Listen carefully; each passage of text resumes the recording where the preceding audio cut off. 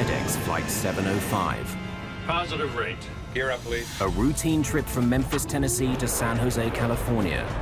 Little do the crew know they will soon have to defend themselves against a determined attack intended to kill them all. Flight 705 will never reach its destination. We've had an attempt to take over. Investigators will uncover a meticulous plan and a desperate motive. 3,000? We're not getting any oxygen. We have the terrain alarm. Even tower Aero Crew 603. We are in an emergency.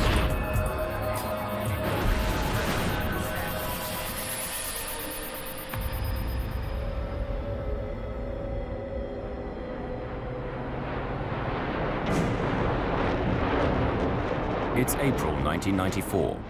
A FedEx cargo plane is on its way to California. It's a perfect day for flying. Altimeters? 9s and 2s here. But behind the cockpit, in the galley area, a disaster is about to unfold. The pilots of FedEx Flight 705 are seconds away from an unprecedented situation. God almighty.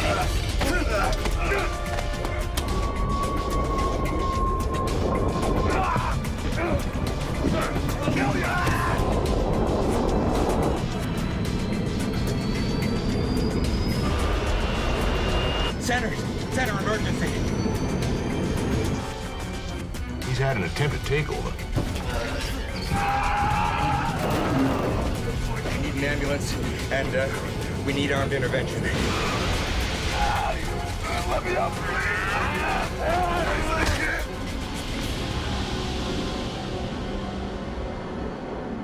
April the 7th, 1994. Worldwide headquarters of Federal Express in Memphis, Tennessee. Servicing 171 countries, the company delivers over 2 million packages per day and works to a tight schedule.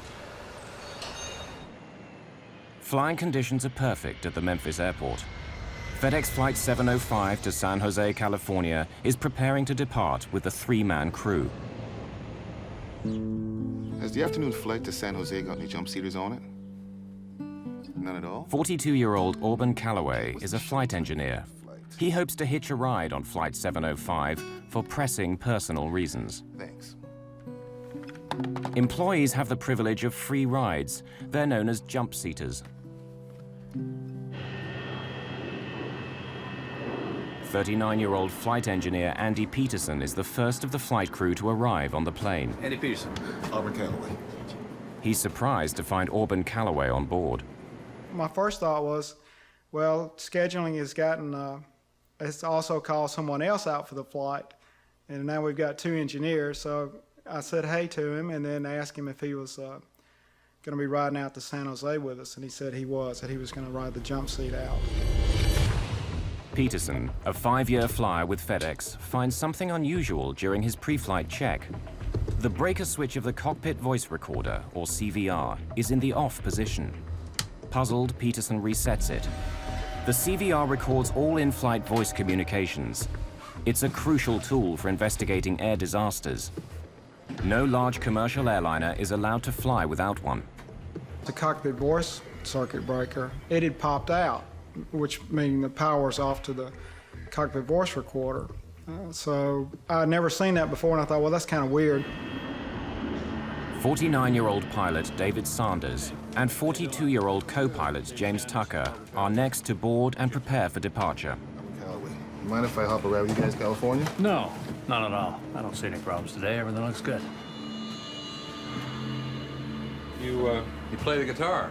I play at it. He was very cool, calm, collected, nothing indicating anything was amiss. Actually noticing there was a guitar case off to the right in front of the 9G net. But I couldn't wait to get in the cockpit and start going through cockpit checks because we had a lot to do. But something was amiss. They didn't know it, but Callaway had originally been scheduled to be the flight engineer on this flight. However, he and his crew had exceeded their flying hours by just 1 minute the previous day, so they'd been replaced. But Callaway was determined to make Flight 705 no matter what. I think she'll fly. All the nuts and bolts are in? Yeah. When I came back out on the airplane and went back up to the cockpit, I noticed that circuit breaker had popped out again. So I reset it and decided that I would see if it would stay in instead of calling maintenance at that time, that I'd just wait and see if it popped back out, that I would call maintenance, because that is a no-go item. If the CVR is turned off, there will be no audio record of the events aboard Flight 705. You want to fly this leg of the trip, or do you prefer the return trip? You never know when you're going to get another chance. I met Jim Tucker that afternoon. Jim had been with the company for 10 years. In fact, he was an instructor in the DC-10. Andy Peterson and I had had a trip together. In fact, we flew to Paris one time.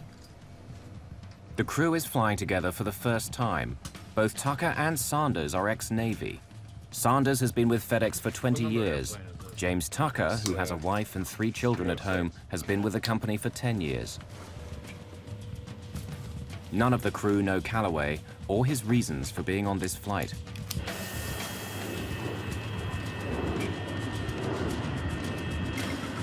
Express 705, heavy runway 27, clear for takeoff. Express 705 cleared for takeoff. Lights if you want them. I mean clocks if you want them. Lights are coming on. We'll get the vertical speed wheel here in a minute. How's the checklist look? All right, before takeoff is complete. Your airplane? Set standard power, please, before they change their mind. Power is set.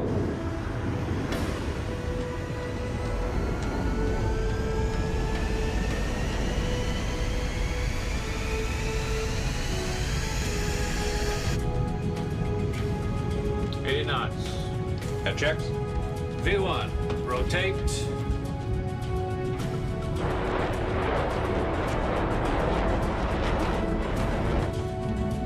Positive rate. Gear up, please.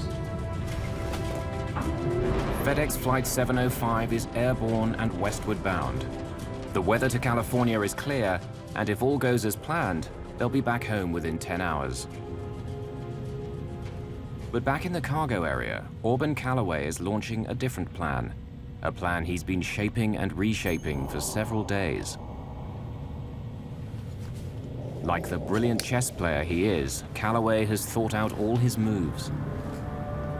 Being bounced from the crew of Flight 705 today was an unexpected glitch, but nothing he can't cope with.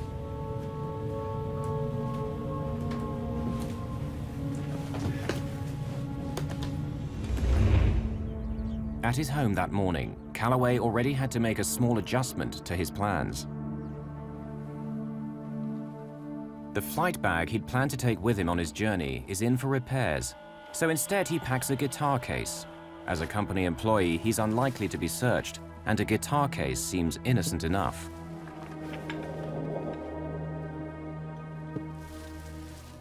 Here you have a man who made some accomplishments that no other African American had ever made. Callaway graduated from Stanford University in 1974. He became a top Navy flyer, then a commercial pilot, but his 5 years at FedEx have been as a flight engineer. He was highly intelligent, a driven person to accomplish goals, and had before him an opportunity of a tremendously positive career.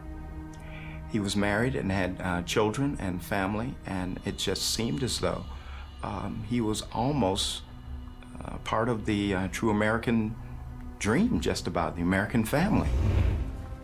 Before leaving for the airport, Callaway put some important documents on his bed. Among them, his last will and testament.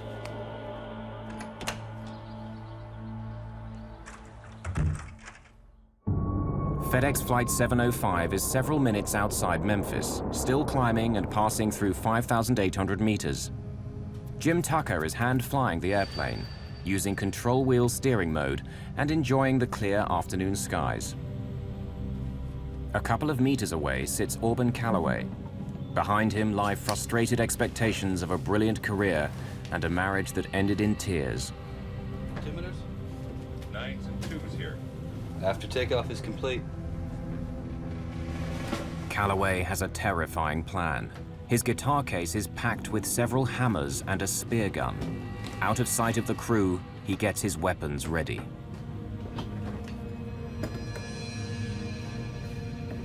To be successful, Callaway will have to act quickly. Speed and strength will be critical. Callaway is a former Navy pilot and a martial arts expert, so speed and strength come as part of the package.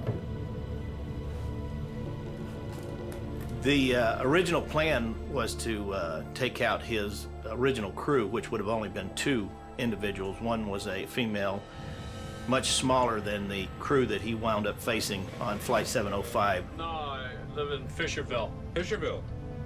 Great spot. I had the cockpit door locked open. I noticed that Callaway was walking up into the cockpit. I just caught him out of the corner of my eye and basically saw his, his arm coming up. And I thought, well, he's just coming up to sit and talk with us for a while.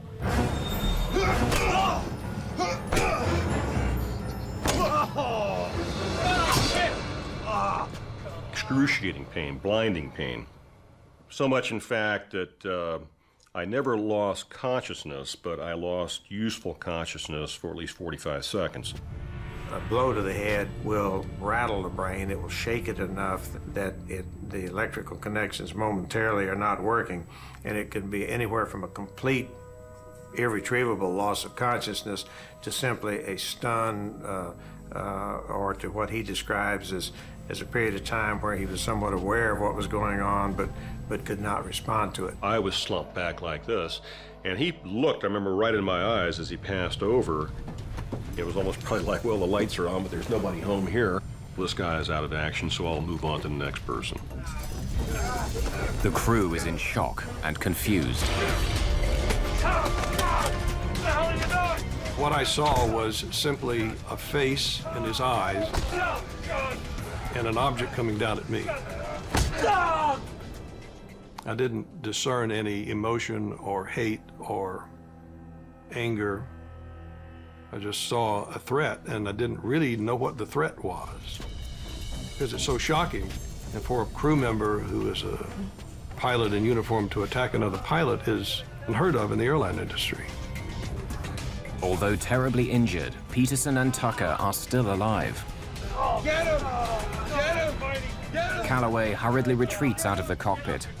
Unaware of each other's injuries, the crew starts to mobilize. Callaway has a backup plan. The spear gun stashed outside the cockpit is a deadly weapon. Sit down! Sit down! Get back to your seats! This is a real gun, and I'll kill you! There was a loud ringing in my ear, and I was a little unbalanced. But I saw this spear gun, and I thought, well, the only thing I can do is try to grab it. So I grabbed the spear. It sticks out of the spear gun about, 4 inches or so. So I grabbed it right behind the barbs and tried to hang on to it real tight. Tucker does something that Callaway is not expecting. He pulls back the yoke and puts the plane into a sudden 15-degree climb.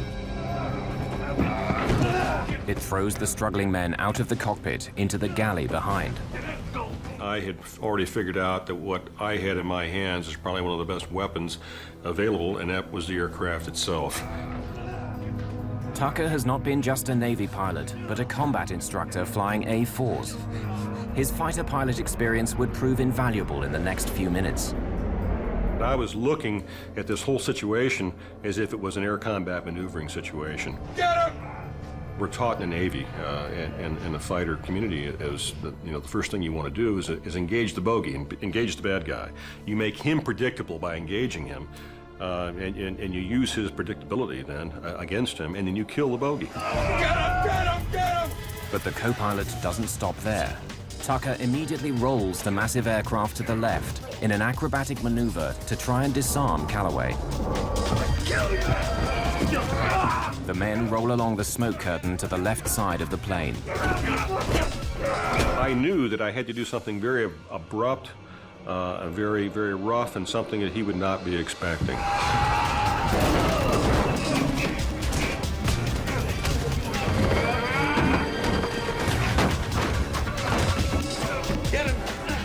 Tucker has no idea whether rolling the plane is helping Sanders and Peterson as they try to restrain Callaway. The fight continues with the men pinned to the left side of the plane. The crew members are rapidly losing blood and strength.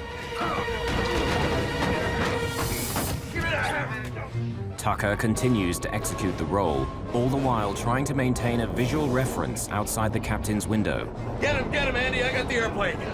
So you roll the airplane over on its back and pull through completely in the vertical. But at this particular point, you know, if I'd rolled the airplane over on its back, I wouldn't really be able to see what I was doing. This is not a bubble canopy that you have over the top. You're actually looking out. It's got expansive windows, but nonetheless, you roll this airplane over on its back, you can't really see that much of what you're doing. So I rolled it to about 140 degrees where I could still see out over the side as the airplane's nose was starting to come through. Tucker rolls the 250,000 kilogram DC-10 to 140 degrees, almost on its back. Commercial aircraft are never meant to roll more than 60 degrees. The men continue their fight on the ceiling of the aircraft. Callaway wrenches the hammer in his hand free and hits Sanders in the head. Tucker decides to pull back on the yoke and put the plane into a steep dive, a risky but cunning move.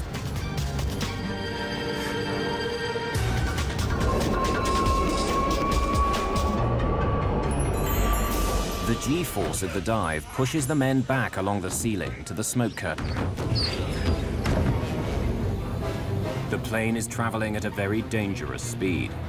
Tucker is making demands of the aircraft for which it was not designed. DC-10s are never meant to be flown past 695 kilometers per hour. Tucker is over 800 kilometers per hour. No DC-10 in history has been flown so fast and survived.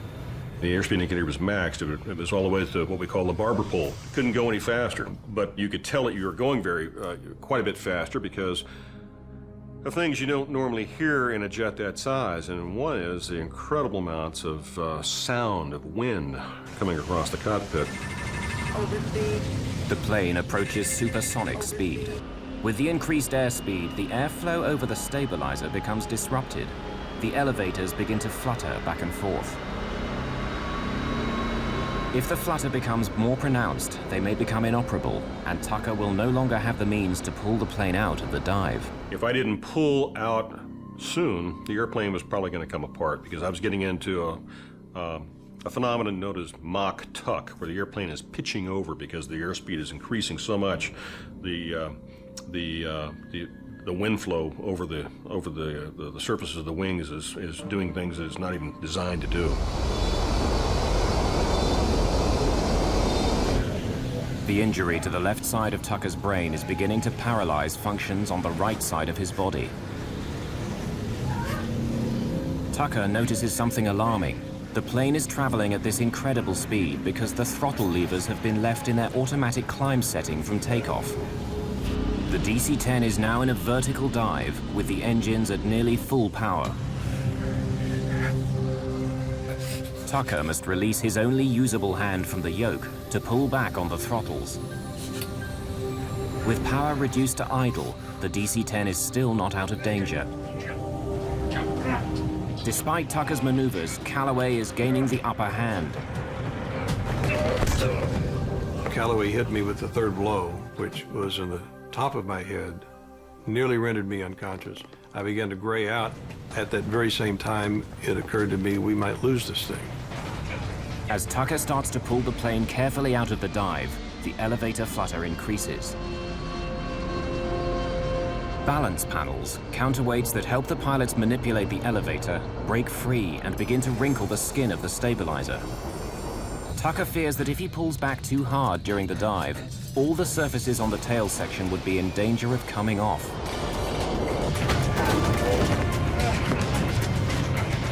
Sanders' strength is nearly spent, and Peterson's head is bleeding profusely from his ruptured temporal artery.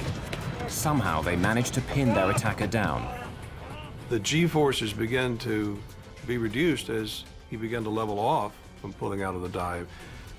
I saw the hammer in Callaway's hand. I then reached for the hammer with both my hands and pulled the hammer out of his hand. Sanders believes this is a turning point. The plane is safe for the moment.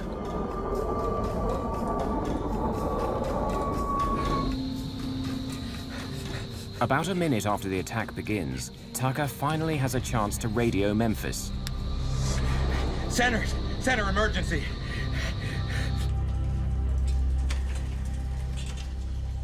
Air traffic controller Kent Fleshman and his trainee receive Tucker's emergency request. Aircraft with emergency, say again.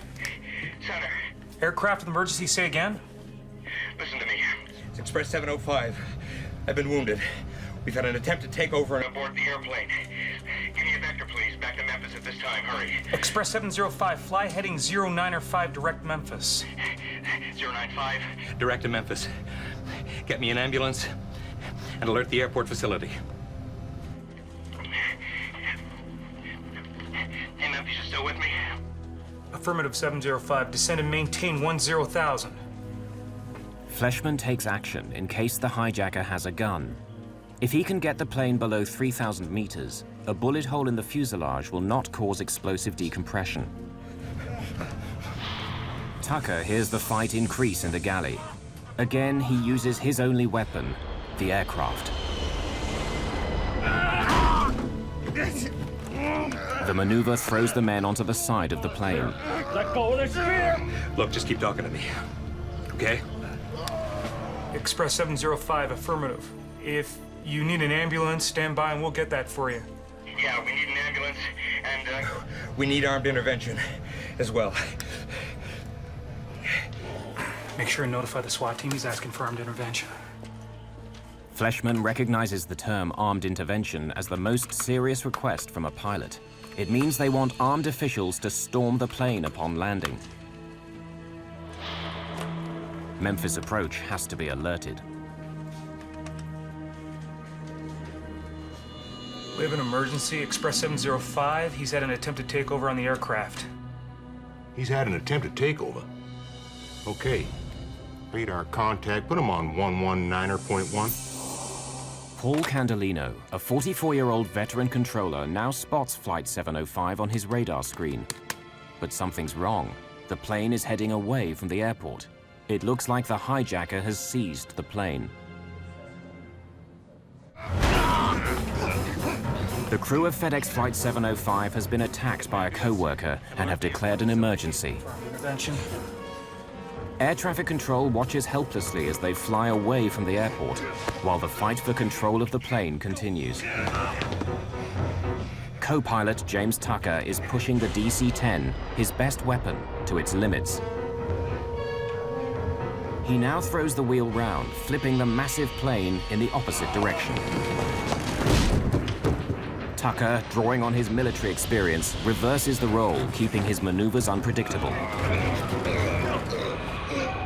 Here I am, all alone in the cockpit. The fight is still going on in the back. I don't know who's winning, I don't know who's losing. And that was about the only time I really had time to be frightened. And it was a very horrifying situation at that point, thinking that quite possibly Auburn was winning. 3.5 minutes after the attack, though pinned and injured, Auburn Callaway will not relinquish the spear. The anger was coming in then, and so when I hit him, it was with the intent to disable him and eliminate his ability to fight. Not kill, but to injure him sufficiently that he could fight no more. So when I swung the hammer, it was with all the strength that I had. Sanders and Peterson momentarily subdue Callaway. Put it on autopilot. Hey, get back here. The captain's yelling at Tucker to come and help, but he's the one flying the plane. I've contact Memphis approach on 119.1. They are aware of your emergency. Jim, quick, Jim. Request a single frequency approach. Single frequency approach, Roger. We'll pass that along. 119.1. Put it on autopilot. Come on, Jim, quick. Get back here. But you have to understand that that's probably the strangest request that I've ever had, come my way, because here I am, the only one up front in the cockpit now, and for me to go ahead and get up and go to the back means I've got to, first of all, stand up, which I didn't know until the particular time I tried to stand up. It was very, very difficult to do so. Jim Tucker, with a fractured skull and only one side of his body functioning, puts the plane on autopilot and struggles out of his seat to help. Hey, wait a minute, I'm coming. Autopilot. but the plane's gyros haven't stabilized sufficiently for the autopilot to take over. Okay. Now, no one's flying the plane. 705 Heavy, how do you hear? Paul Candelino tries to establish radio contact with Flight 705, but there's no response. Their radar screens show the aircraft turn to the north, then the west, finally southwest, heading away from the airport. There's only an eerie silence. Anything could be happening on board the plane. As I stepped into the forward cargo area, I was absolutely amazed at what I was seeing. All three of the individuals are completely covered with blood. Auburn Callaway on his back. There are papers everywhere in the back. You can see where the jump seats, which is just a normal commercial airline seat, has had the covers torn off. There's bloody footprints on the top of the ceiling. There are coats that have come out of closets. It's total carnage in the back. Sanders has disarmed Callaway and handed the spear to Tucker. You move, Oxley. You keep him contained. I'm going to get the airplane. Go get the airplane. They decide that Sanders, the captain, should fly the plane back to Memphis. You take this. Tucker wants the weapons as far away from Callaway as possible and asks Sanders to take them with him to the cockpit. In an emergency situation, it's expected that the captain of the airplane will fly the airplane. I was in somewhat of a daze because of the fight. I wasn't sure of the direction of the airplane. I wasn't sure of the condition of the airplane, but it appeared to be flying okay. I was bleeding excessively from the top of my head. I couldn't see out of my left eye. I thought the fight was over. I mean, I had hit Callaway 4 times in the head with a 20-ounce framing hammer as hard as I could swing it. He had stopped fighting, and he was bleeding, and he looked like he was severely injured. Tucker can't tell anymore whether his hand is gripping the spear. The blows to his head have caused a blood clot on his brain and have damaged his sense of touch. Let me up! Let me up! I won't fight anymore, please! I can't breathe! Though several gashes have been opened in his skull, Auburn Callaway cannot be trusted. Both pilots know their strength is quickly running out. I can't breathe! Sanders, safely back in the driver's seat, must get the plane on the ground, and fast. Memphis, can you hear me? Is this Express 705 Heavy? 705 Heavy, yes. Express 705 Heavy, Memphis. Roger, I do hear you. You can proceed direct to Memphis if able. Expect runway 9er. The altimeter is 30.29er. You understand we're declaring an emergency. We need security to meet the airplane. We'll stop on the runway if we can. Captain Sanders, without his glasses and with blood dripping into his eyes, thinks that the plane is on a course back to the airport. But it's still heading southwest, away from Memphis at over 550 kilometers per hour. Roger. Express 705 Heavy, is the situation under control or is it still in progress? We appear to have it under control. Candelino wants to warn the pilot, but he's afraid the crew may still be under attack and trying to mislead the hijackers by flying in the wrong direction. Express 705 Heavy, are you able to turn toward the airport? Yeah, give me a vector. 100 Vector Memphis. Sanders takes the plane off autopilot and sets a course back to the airport. We're turning to the airport now. For now, aboard the DC-10, the situation seems under control, but a potential disaster is only moments away. At the Memphis airport, emergency personnel begin to move into position. We need security to meet the airplane. We'll stop on the runway if we can. A FedEx cargo plane is about to land after a would-be hijacker tried to seize control. All members of the crew are badly injured. Paramedic David Teague is one of the first to get the call. They came over the loudspeaker system from the air traffic control center, and I was new to the area, so I wasn't able to understand them real well. But I got the words hijacking and some other stuff, and was advised that there had been a hijacking on an airplane, and then dispatched us out to the runway where the plane was going to be landed. The airplane is heading for the safety of Memphis Airport, but that in itself presents another scary possibility. The aircraft is more than 16,000 kilos over the recommended landing weight, with more than 38,000 kilos of fuel still in its tanks. In most emergency landing situations, there's time and opportunity to dump any excess fuel. But Sanders knows the switches and levers are too far away to access safely. You'd have to get up and go back to the engineer's panel where the fuel dumping switches are and set up the engineer's fuel panel to dump fuel. So it's virtually impossible for, say, the captain to dump fuel while he's attempting to fly the airplane. In the galley, Auburn Callaway still hasn't given up the fight. Callaway drags himself towards the jump seats with Peterson and Tucker on top of him. He hopes to gain enough leverage to get back on his feet, where he'll have an advantage. He was using his thumbs to go ahead and try and push my eyes out, doing everything he possibly could to break Andy and I down as a team. You know, we could handle them together, but we certainly couldn't handle it one-on-one. This is certainly a fight against the clock. Auburn's getting stronger. I know we're getting weaker. I knew if he ever got back in the cockpit, we were history. I just knew we had to keep him, somehow, we had to keep him from getting back in that cockpit. Approaching 7,000 feet, the fight in the back started again. And it was as violent and as loud as when I was in the back in the midst of the fight. It became so violent and loud that approaching 7,000 feet, I decided that I was going to level the airplane, turn on the autopilot, go to the back of the airplane, and kill Callaway. It was so severe, I thought that had to be done. The DC-10 is less than 40 kilometers from Memphis Airport. Is he under control? I don't know. The sound of the struggle worries Sanders. He decides this has to end. I released the seatbelt, climbed out of my seat, headed to the back of the airplane, and Jim Tucker said to me, "David, I think we have him under control now." I said, "Are you sure?" Yeah, he is.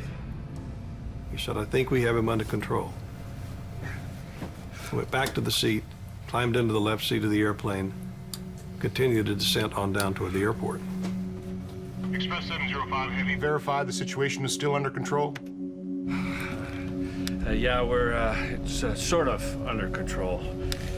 Wind is 030 with 5, cleared to land runway 9er.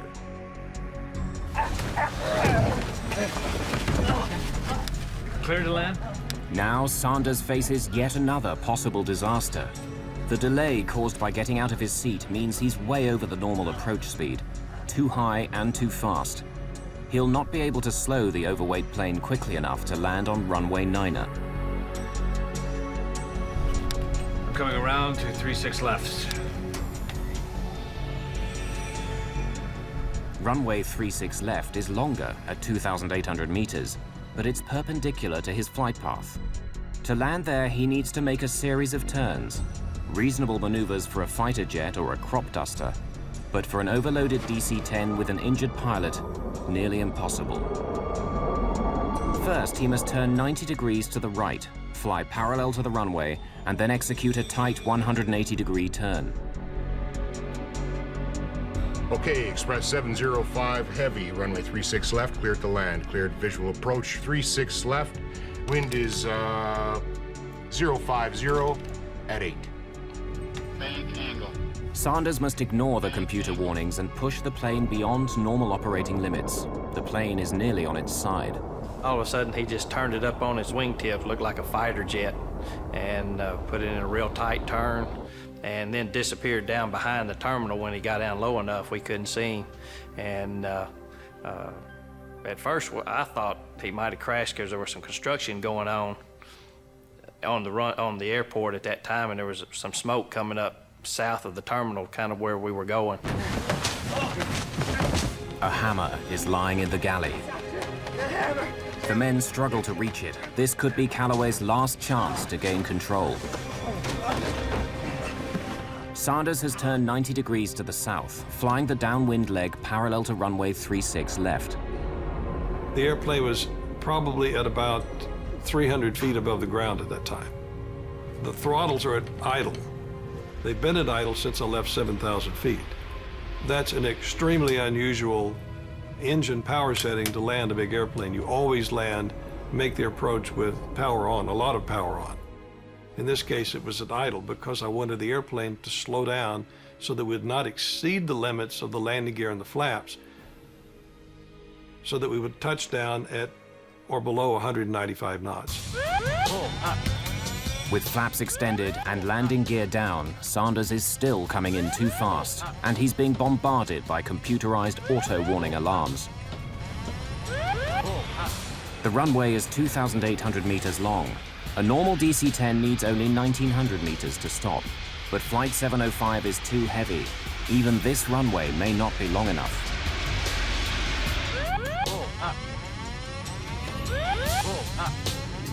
Peterson manages for the first time in the fight to get hold of a hammer, but is extremely weak due to blood loss. You gotta hit him, Andy, you gotta hit him! I was almost like pleading with him, and I told him, I said, Andy, you know, you gotta hit him. You know, he's about ready to, to take us down. And I guess I gave him kind of a blank stare of, what are you talking about? And he looked at me real stern, like a father would look at his son, saying, you've got to do this. And he said, hit him.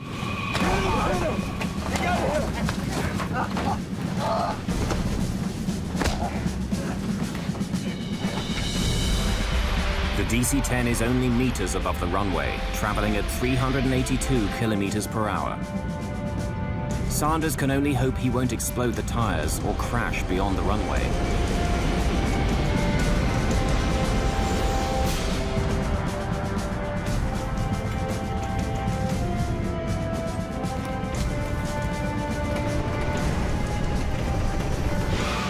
Luckily, all 10 tires withstand the landing impact. Captain David Sanders has landed the plane with only 300 meters of runway to spare. The crew of Flight 705 is safely on the ground, but not out of danger.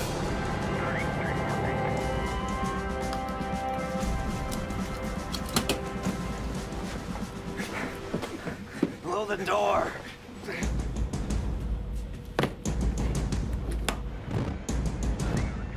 The chute is covered with kind of a talcum powder, so it won't stick when it needs to be deployed, but it made it slick trying to go up.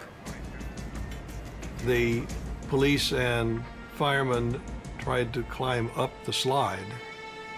One fireman made it almost all the way to the top, and I leaned out the door of the airplane and pulled him on board. Who's the bad guy? That's the attacker. There was blood all over the floor, all over the ceiling. The seats in the little area were just covered with blood. You got any handcuffs? If not, you better get some, because that son of a bitch is still dangerous. I need handcuffs. Can you throw me some handcuffs? Teague is thrown a pair of handcuffs.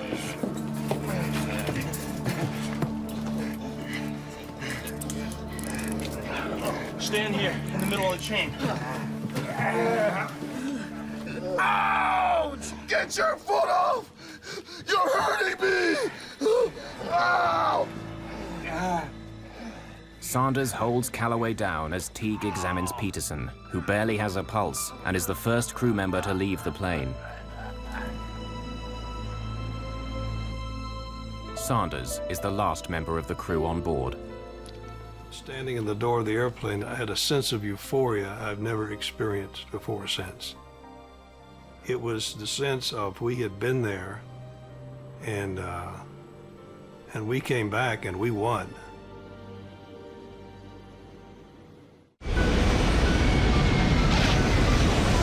Due to the strength and courage of its crew, a FedEx DC-10 has safely landed back home.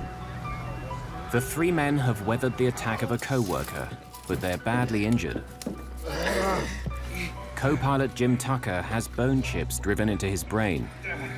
Flight engineer Andy Peterson's life is in danger from massive blood loss. Both are in critical condition. The wounded men are rushed to the regional medical center at Memphis. The pilot, Dave Sanders, shares an ambulance with Tucker. It's only during this ride that he realizes the extent and severity of his co-pilot's injuries. Tucker is taken to emergency by stretcher. Sanders is helped, but can walk.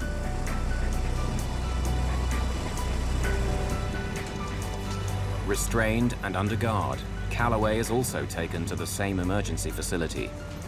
But the important question still remains: why did Auburn Callaway attack the crew of Flight 705?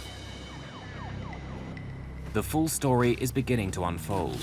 Divorced in 1990, Auburn Callaway still tries to support his ex-wife and their 2 children, and wants to secure their financial future. He was very interested in the welfare of his children, very interested that they not live the kind of childhood he had lived. The evidence for a suicidal mission against FedEx grows as investigators search the aircraft and find a letter to Callaway's estranged wife. Dear Pat, I want you and the kids to know that I lived for you. I thought of your welfare every day. Though, for example, how can I guarantee having enough money for Keela and Bernie's Stanford education? He was obsessed with his financial well-being. He was interested in his children. I tend to believe he's interested in his marriage. And I know his marriage was coming apart, or had come apart, basically, at the time of this incident. But I suspect he was also a difficult man to be married to. By April the 7th, 1994, Callaway may be thinking his career is over. Life had been one disappointment after another.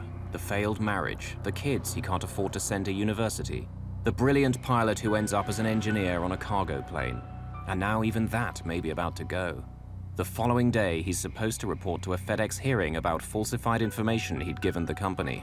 During our investigation, it appeared that he had overestimated the number of hours of flight experience that he had, and that the company was taking a look at this. Callaway may be afraid he'll be fired. At just 42, his professional life could be finished. He comes up with a solution. The goal is to leave my children well off. The goal is to escape, I guess, the pain of this life. I can't continue to participate in this life and still leave them well off because I'm fixing to lose my career. And I won't have the ability to provide for them like I'd like to. But my life has value if it's given in an accident. Callaway cashes in all the funds he can lay his hands on and sends a total of $54,000 to his ex-wife. But his life insurance is worth about $2.5 million if he dies in a work-related accident. I would much rather go on a date, time, place, and a method of my own choosing. I resolved some time ago that the next time my security and future is threatened or seriously jeopardized, it's time. My time to go. Perhaps he believes his family would receive the maximum insurance payout if he crashed the plane in an apparent accident.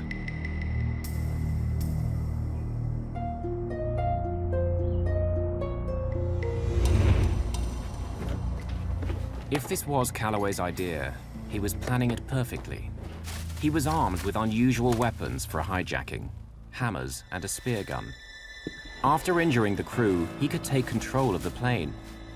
A bomb or gun could leave traces at the scene of a crash, but if investigators found a spear gun or hammers, it would be very difficult to tie them to an attack on the crew. I believe it would have been impossible to tell the difference in the type of injuries that a hammer would have made with the type of injuries that you might sustain in a large crash.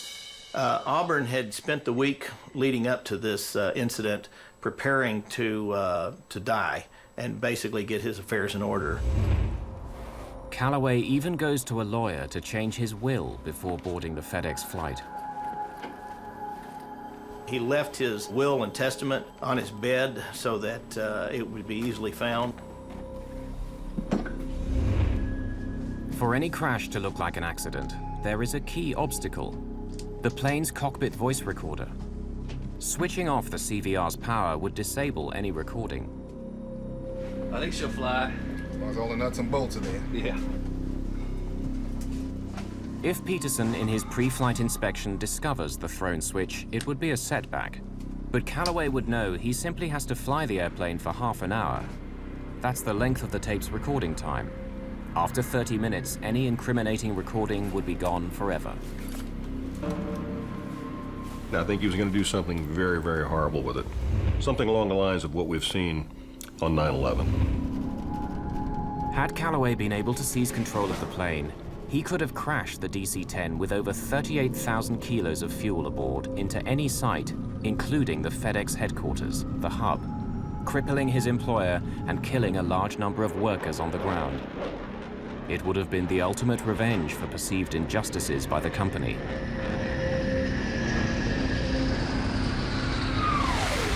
The company may never have figured out exactly why that airplane crashed back into the hub. Well, after 9/11, there were a lot of improvements to our security program, both in the United States and worldwide.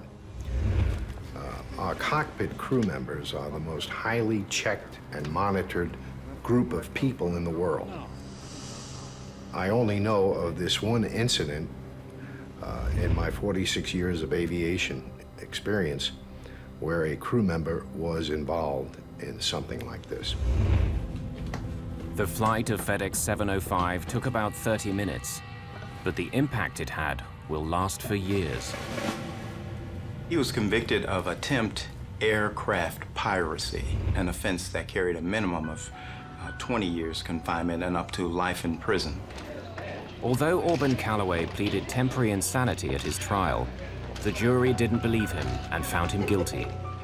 On August the 11th, 1995, he was sentenced to life imprisonment in a federal penitentiary. He has no chance of parole. The pilots on Flight 705, they are the real heroes. It is amazing that they were able to do what they did, given the injuries that were inflicted upon them. When someone's struck with a hammer on the skull, there can be linear radiating cracks that go out on the skull.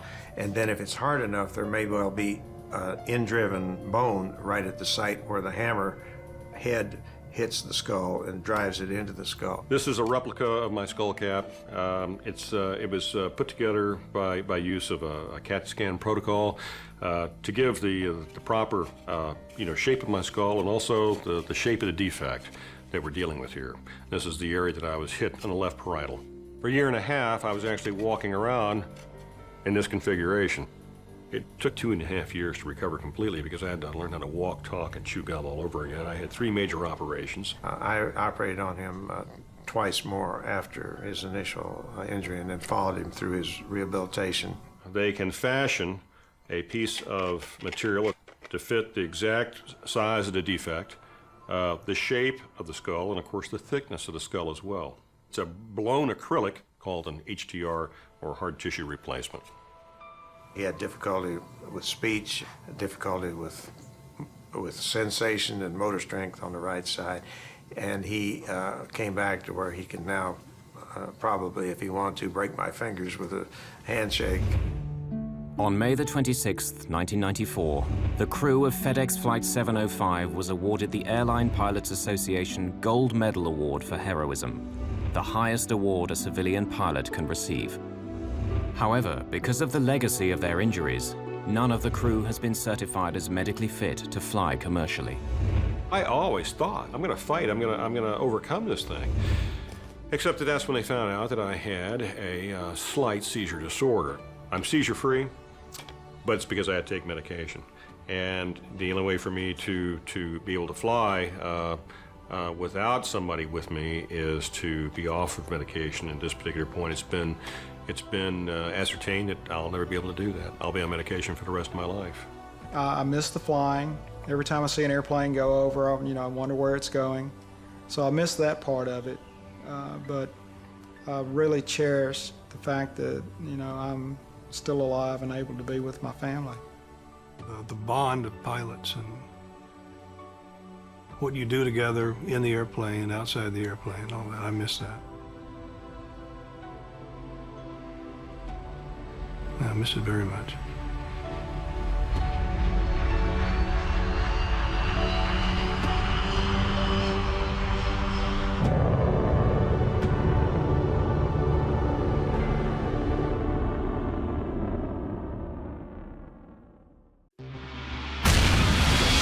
A deadly explosion rocks an airliner flying at 10,000 meters. A bomb has exploded on board. Bravo, Oscar, Mike, Bravo. The blast kills a passenger and cripples the plane. The crew struggles to save 293 lives. The bombing sets in motion an international manhunt. While the terrorist prepares to strike again. 3,000? We're not getting any oxygen. We have the terrain alarm. Even Tower, Aero Peru 603. We are in an emergency.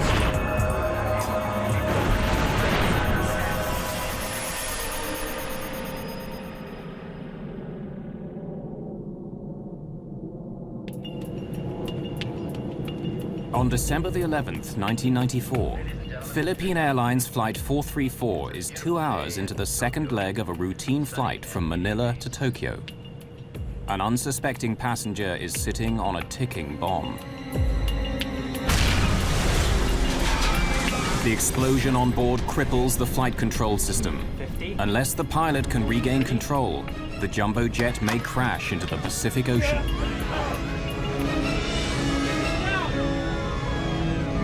This is Philippine Airlines 434. A bomb has exploded on board. Bravo, Oscar, Mike, Bravo. The bombing is a frightening new development by a terrorist on the cutting edge of science. The way that the timing device was hidden inside the Casio watch just made the whole thing very concealable and very worrisome. But this is more than the hunt for a terrorist bomber. This is a story of how investigators make a shocking discovery. The explosion on PAL 434 is only a test for an attack on American carriers, an attack that would dwarf every other terrorist atrocity at the time.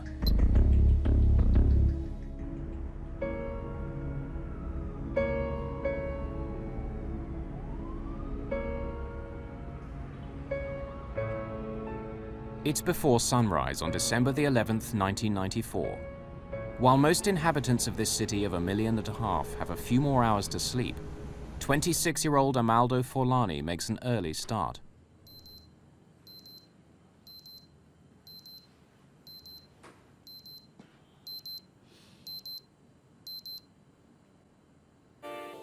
Forlani is not his real name. It's the alias he's chosen for today's mission. He's actually from Pakistan, not Italy. He is putting his latest invention through an important test. Everything must go like clockwork. In his line of work, there's no room for error. He is a highly skilled terrorist bomb builder.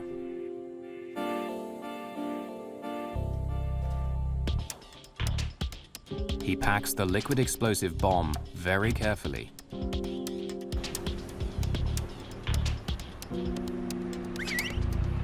From his apartment downtown, it takes less than 30 minutes to get to the airport.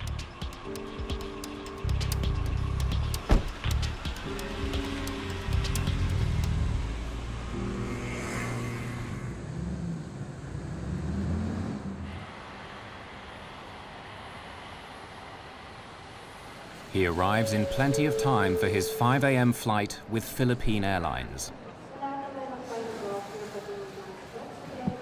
Before he can board, the bomber must outwit airport security screening procedures.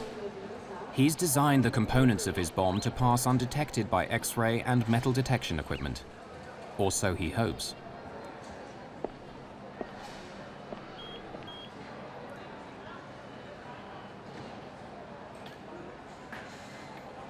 He bought the ticket as Amaldo Forlani. He's a skilled forger, and he has made himself a fake Italian passport with that identity. If his cover is blown, his career as a globe-trotting terrorist is over.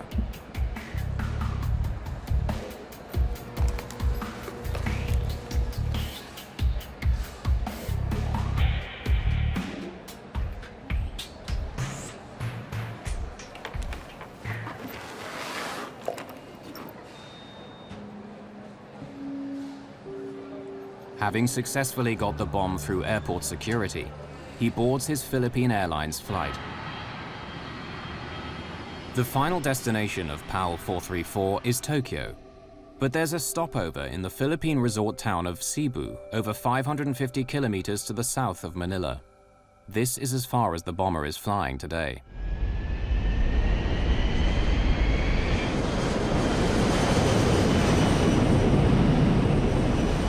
That's 10,000 feet, and weather's still looking clear. Thanks, Dex. I'm engaging autopilot.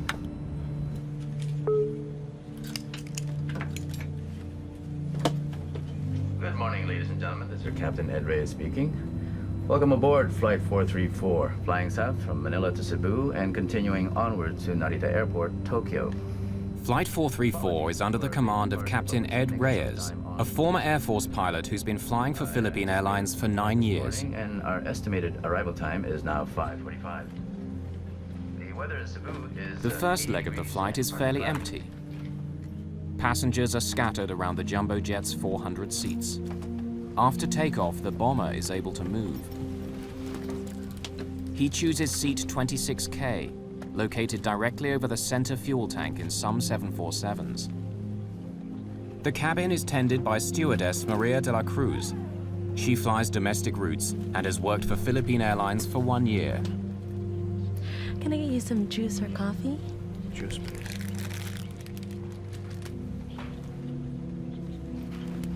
Now the bomber must find a vacant lavatory to assemble the explosive device.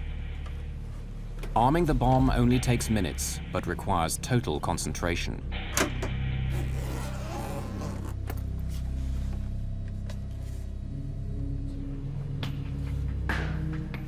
The final step is setting the timer so it will explode in 4 hours' time, long after he leaves the plane.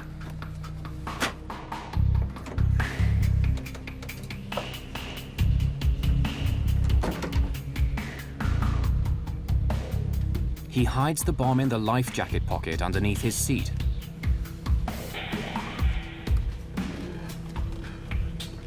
He then changes seats.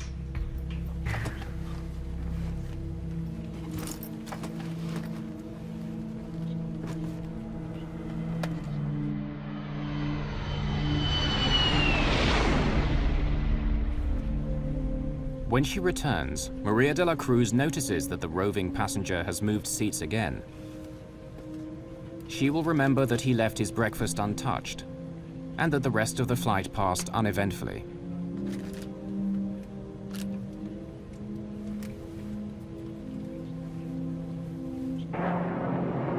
As Philippine Airlines Flight 434 begins its final approach into Cebu, more passengers are getting ready to board the aircraft that will take them onwards to Tokyo.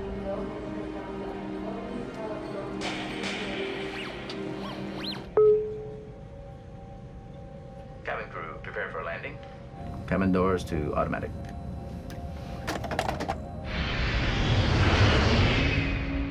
PAL 434 lands in Cebu at 6:50 a.m. and several of the passengers disembark, including the terrorist with the alias Amaldo Forlani. Bye-bye. Thank you. Maria de la Cruz will also leave Flight 434. A new cabin crew will take over for the 4.5-hour flight to Tokyo.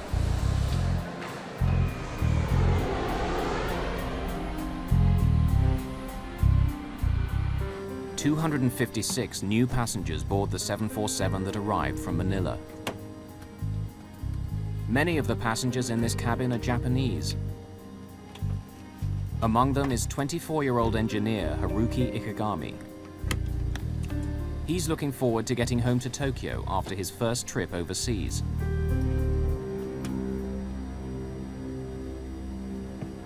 Airport congestion delays the departure by 38 minutes, but the timer on the bomb under seat 26K continues to tick.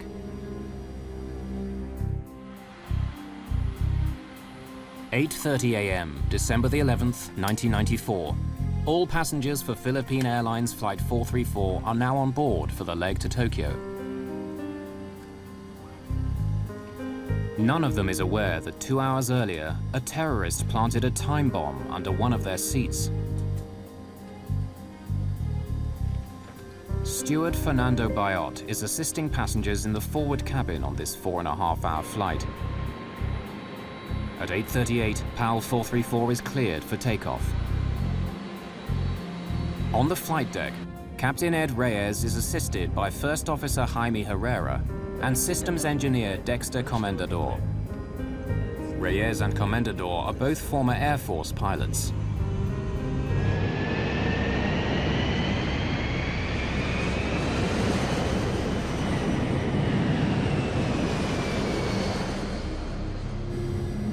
Haruki Ikegami is seated in 26K, the seat occupied by the bomber earlier on the first leg of Flight 434 from Manila to Cebu.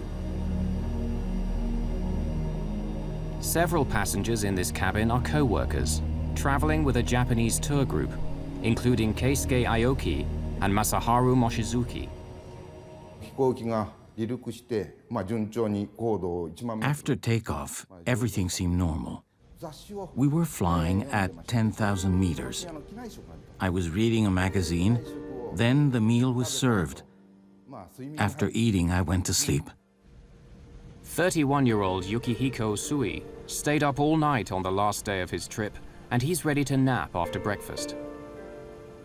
He's sitting in row 27, one row behind the seat vacated by the bomber 4 hours earlier.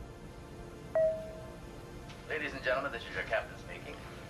It's a beautiful day in Tokyo, sunny and 26 degrees. I expect we'll be landing at Narita Airport in 2 hours' time. 2 hours into the flight, PAL 434 is cruising on autopilot 10,000 meters above Minami Daito Island, southern Japan.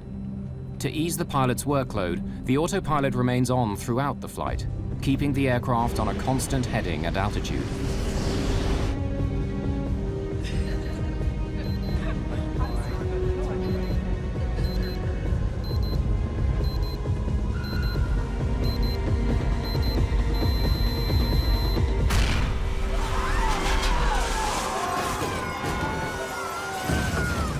God forgive me. That was my inner thought, you know. God forgive me. I think I'm going to die now. Then after that, I have to do what I had to do. Oh, I've lost control. I have control. Dex, check the pressurization loss. Be prepared. Checking QRH for... Although the autopilot instantly corrects the aircraft's bank to the right, the effect of the blast is far from over. There was a loud bang which woke me up. I could feel the plane expanding from the pressure. I saw smoke as well as debris falling like powder. Ladies and gentlemen, please stay in your seat. The injured people were trying to get away from the area where the bomb was.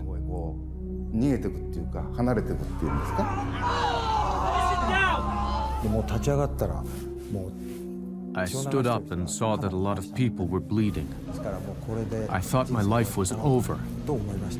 Stay in your seat, please. The cabin crew's first priority is to stop passengers leaving their seats. Yukihiko Usui is sitting in the row directly behind the explosion. Both his legs are badly wounded. Steward Fernando Bayot moves him away from the blast site.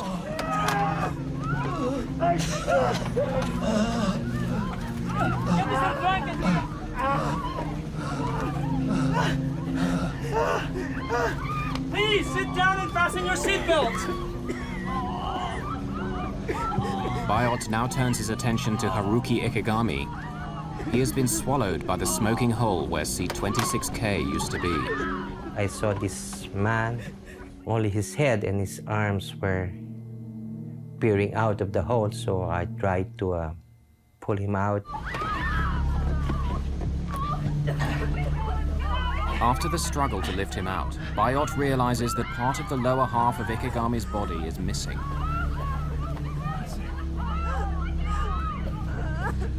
Within a couple of minutes, he dies. The cabin crew do not want Ikegami's death to panic passengers, so they pretend to minister to him. Bayot then reports to the captain. Oh, Captain. Okay. Keep the passengers calm. Make sure they stay in their seats. There's been an explosion in row 26. One dead and several injured, and the cabin's full of smoke. There's a hole in the floor. Go inspect the damage, Dex. Yes, sir. Reyes' first concern is that the blast could make a hole in the aircraft's skin. This would lead to sudden depressurization in the cabin and necessitate an emergency descent. There was a huge gaping hole beside her, and if a small tear in the skin of the aircraft was, if there were a hole there, it most probably would open up and then pull us out of the aircraft. When I saw that there was no damage to the outer skin, I went up and reported to the captain. Well, we assumed that the pressurization system would hold. Immediately after the explosion, the co-pilot's steering wheel slams to the right, and the aircraft banks in the same direction. The autopilot immediately corrects the deviation, but soon Reyes discovers that the autopilot steering system is another victim of the blast. Then I said, okay, I'm going to try to turn the airplane using the autopilot, but there was no reaction, whether I tried it to make it go down or up, or left and right turns, no reaction. I said, now we have a problem. This is not Reyes' only problem. In the cabin, one of the injured passengers needs urgent medical attention.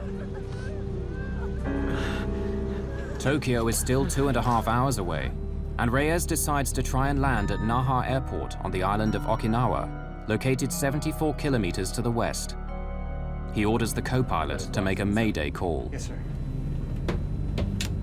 Naha, PAL 434, heavy declaring emergency. Explosion on board. We have casualties. Requesting emergency landing at Naha. We will need full emergency services on landing.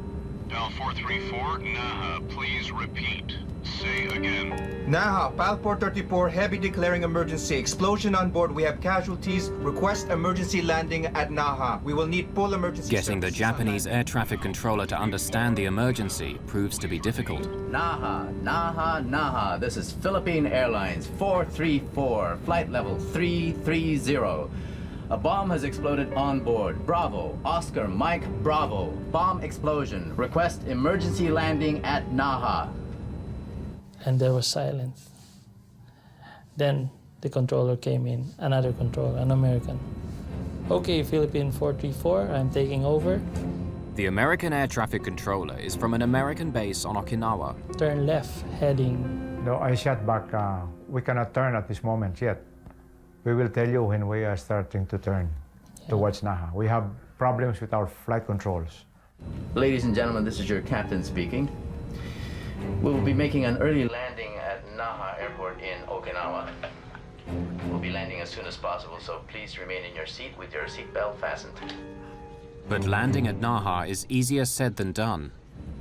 The autopilot is not responding to any of Reyes' commands, and PAL 434 is heading straight past Okinawa. Reyes must find a way to steer if he is to have any chance of landing safely. But disengaging the autopilot might result in losing what minimal control he still has over the aircraft. Okay. Let's keep the seatbelt sign on. When we disengage the autopilot, we might lose control, so be ready.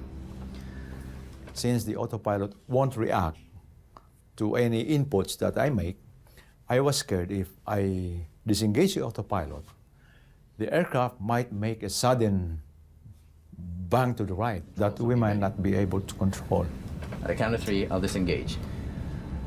1, 2, 3.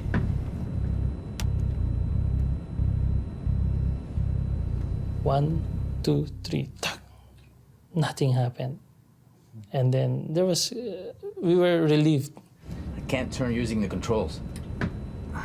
Looks like the explosion jammed the aileron. Dex, what's the QRH say about jammed ailerons? The QRH, or Quick Reference Handbook, is the pilot's Bible that lists procedures that must be followed in emergency situations. Jammed flight controls. Use maximum force possible, including both pilots if required. Okay. Let's force it. Reyes tries brute force to activate the ailerons, the panels on each wing which turn the aircraft. Since the explosion, he can only fly straight. Not getting anything from the ailerons. Can't get off this heading. All right. Okay, re-engage the autopilot while I work out our options. It's taking much longer to land than was announced.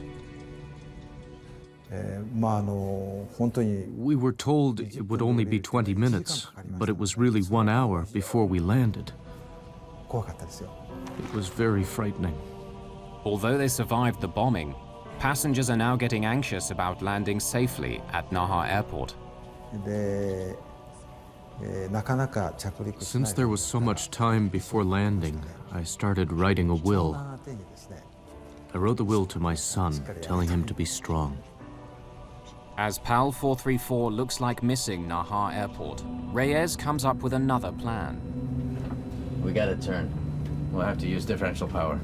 Disengage auto throttle. Pull back 3 and 4. Captain Reyes increases thrust to the engines on the left-hand side of the plane and reduces power to the engines on the right.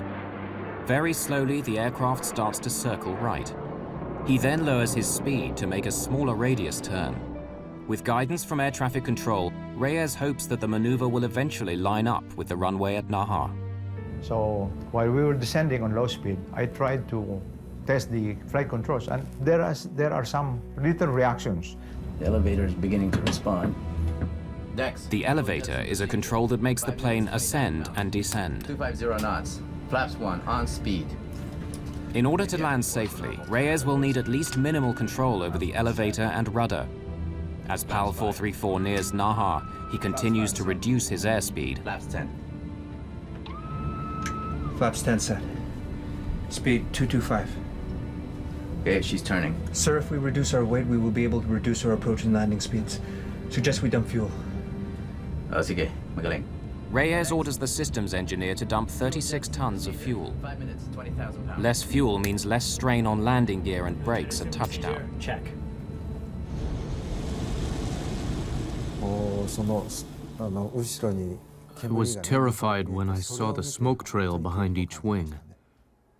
I thought something must be burning and there would be another explosion. As the time to touchdown gets closer, Reyes worries that the bomb may have done more as yet unknown damage to the aircraft. I'm not certain our landing gear will hold up. Strap yourself in. I'll grease the purser. So he talked to the head of the cabin crew and he said, "We're not sure if the gears will go down. And in case the gears collapse while landing, be ready to evacuate." It's either you make it or you die. That's because you cannot do anything anymore. Runway in sight. With only minimal control over the aircraft, Reyes faces the most challenging landing of his career.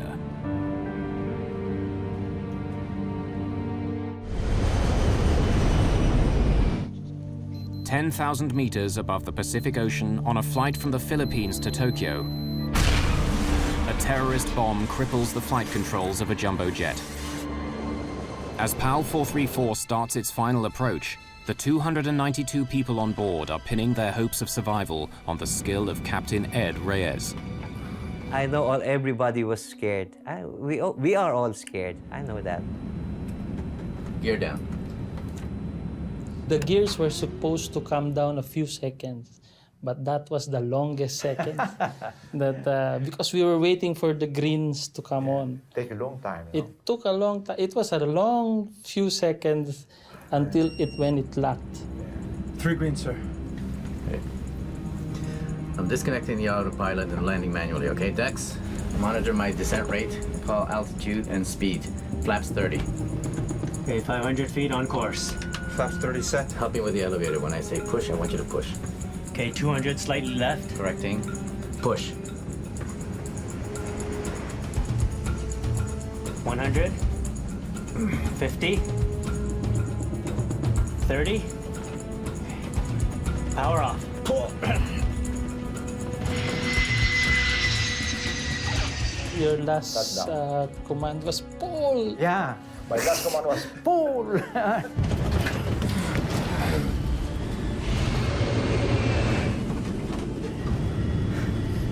I made sure that the throttles were closed because he might give a go around and I would make sure that we would stay on the ground.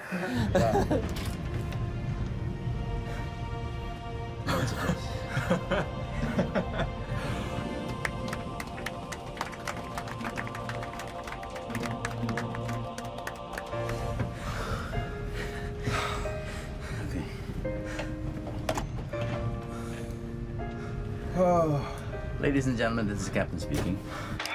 We'd like to thank you for your cooperation and your patience. Emergency crews are on their way. We'll try and get you out of here as soon as possible. Thank you.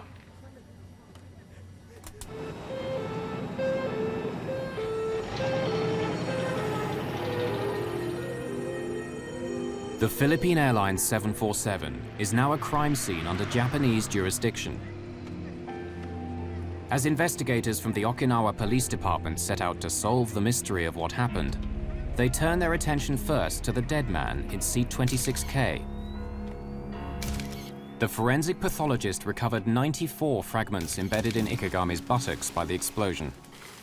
He suffered severe internal injuries and massive loss of blood. But tragic as it was, the effects of the explosion could have been much worse.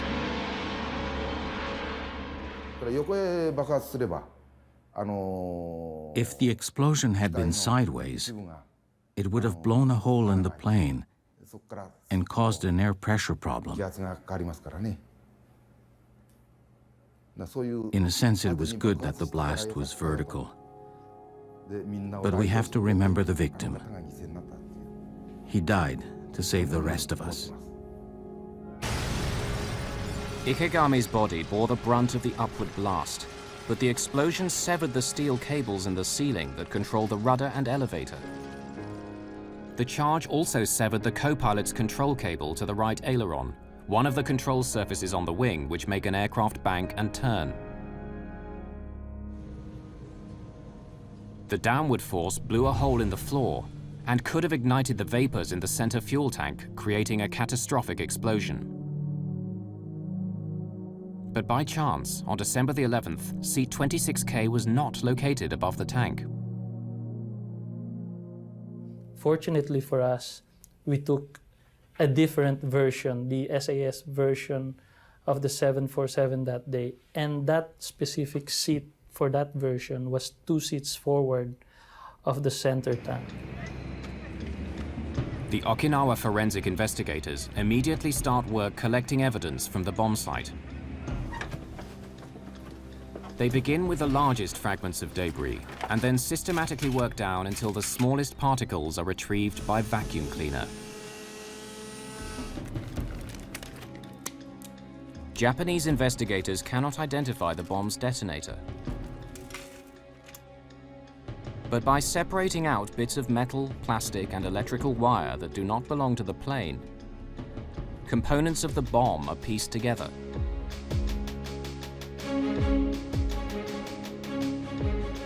One forensic investigator is able to identify the bomb's timer. By reconstituting dozens of burnt fragments, he discovers it's a modified digital wristwatch. Investigators also discover that one of the bomb's 9-volt batteries is only sold in the Philippines. It's another clue that suggests that the bomber could be based there. Philippine National Police Deputy Chief Sonny Raisin is on the case. In the later part of 1994, we already started to receive information, intelligence reports, that there were Middle Eastern personalities that were here already in the Philippines.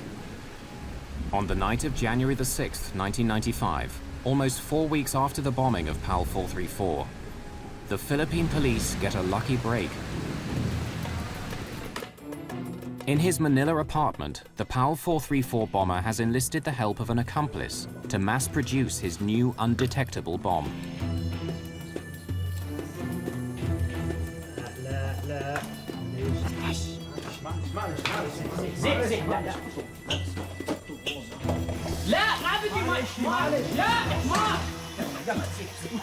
An attempt to burn off chemicals gets out of hand.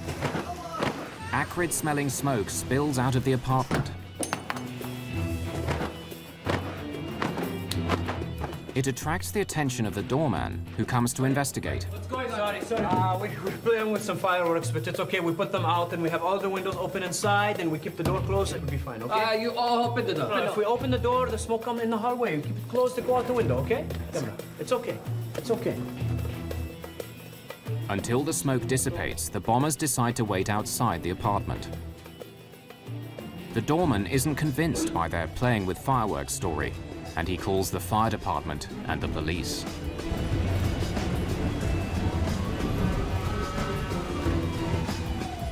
By the time the firemen come, the smoke is gone, and they leave after a quick check. The bomber now realizes he's left a very sensitive item in the apartment, and he persuades his friend to retrieve his laptop.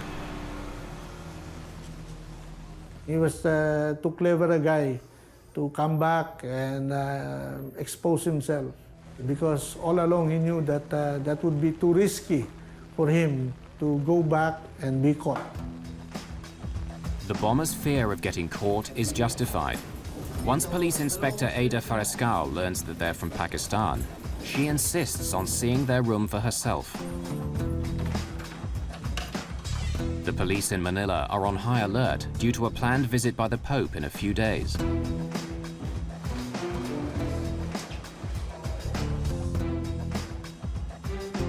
What Inspector Farescal finds confirms her worst fears about the intentions of the tenants.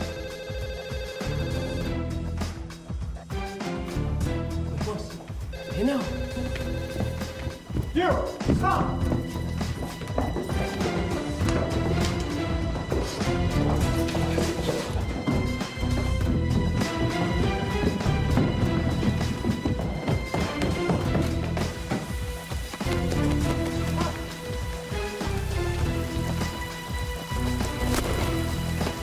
The shot distracts the apprentice and he trips over a fallen palm tree. But the cop discovers he has no handcuffs. The doorman improvises with the drawstrings of his windbreaker. In the meantime, the bomber vanishes. One of the first senior officers to arrive at his apartment is Sonny Raisin. Incident at Doña Josefa apartment was the breakthrough in opening our eyes that the Al-Qaeda terrorist cell was already operating here in the Philippines. The Philippine National Police know they've stumbled onto something big, and they inform Interpol, Scotland Yard, and the FBI. When news of the raid reaches the Joint Terrorism Task Force in New York, it immediately grabs the attention of FBI Special Agent Frank Pellegrino. For 2 years, he has been hunting a terrorist called Ramzi Yousef, and it looks as if this might be his man. Well, he was always our focus since '93. I mean, at the time, that was the, he was the biggest fugitive around. As Philippine police comb through the apartment, they begin to find more evidence tying Yousef to the bombing of PAL 434.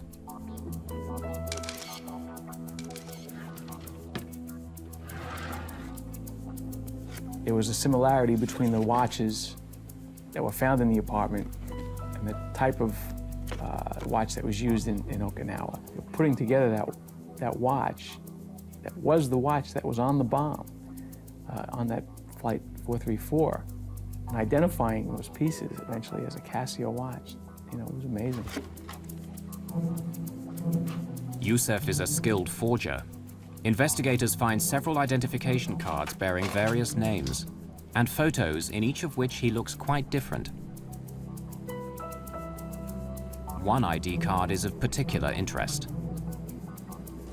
So, almost as a dig to us, the ID card used the First World Trade Center bombing date as the date that the card was issued. So we knew right away it was Yousef that had been in the apartment.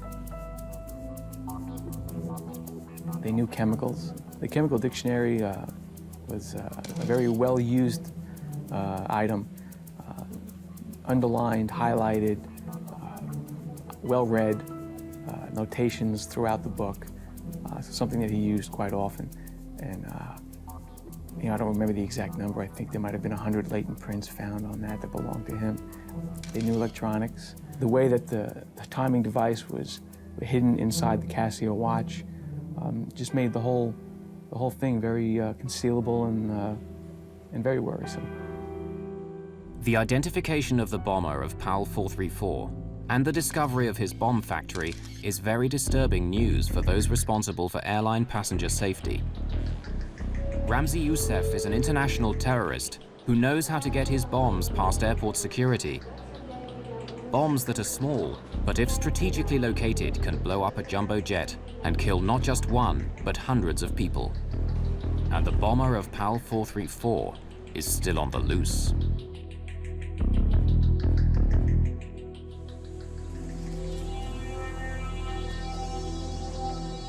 The Philippine National Police have stumbled on the hideout of an international terrorist. The FBI identify him as Ramzi Yousef. Evidence that Amaldo Forlani, the man who planted the bomb on PAL 434, is the same person as Ramzi Yousef, comes from the travel agent who sold him the Philippine Airlines ticket. Ramzi Yousef is just one of several aliases of a man who tops the FBI's most wanted list.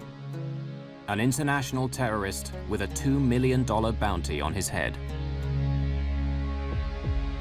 Yousef, whose real name is probably Abdul Karim Basit, was born and raised in Kuwait, where his father worked as an engineer. It was there that he met the friend that he enlisted to help him in the Manila bomb factory. When he was 18, Yousef's family returned to their Pakistan homeland. Yousef married and had 2 children. Soon after returning home, his parents sent him to study in Britain. He was taking classes both in engineering and in using the computer, so he definitely had some talent. In summer breaks from college in the late 1980s, Yousef returns to Pakistan. He puts his new engineering skills to use by teaching bomb making to militants in training camps near Peshawar, Pakistan. These camps are fertile ground for making contacts with militants worldwide.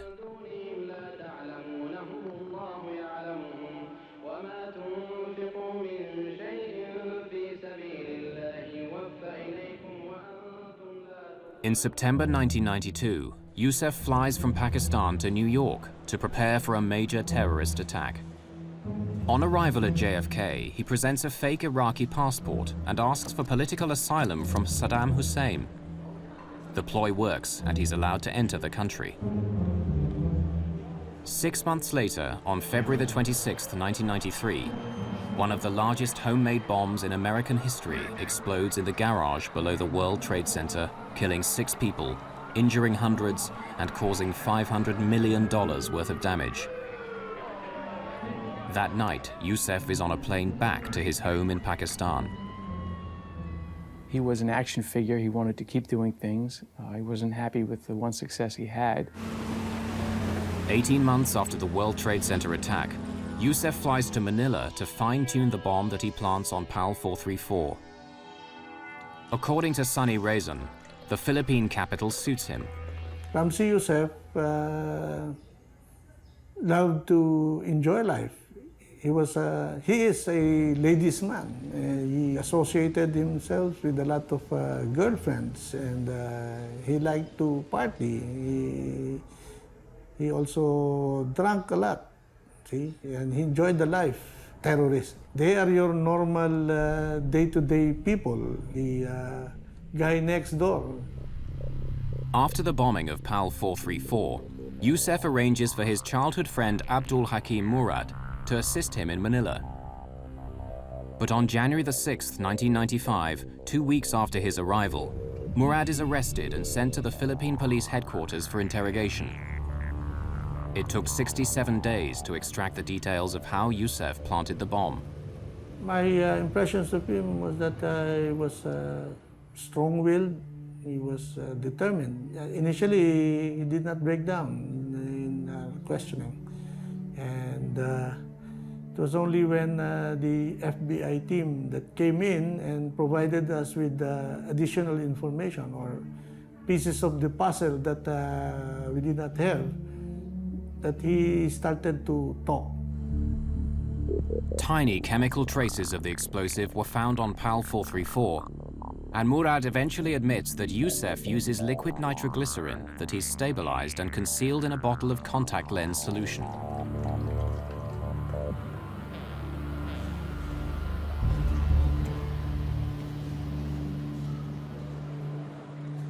Murad also reveals that Yousef hid the bomb's potentially suspicious components in the heel of his shoes. Most airport security systems only detect metal above the ankles. I bet you he was cool as could be. He was somewhat cavalier in his attitude toward these explosives and chemicals. To carry a container of nitroglycerin on an airplane, you know, gotta be a little nuts. Murad's confession provides details of Yousef's actions after he successfully got the bomb components past airport security. Can I get you some juice or coffee? Juice, please.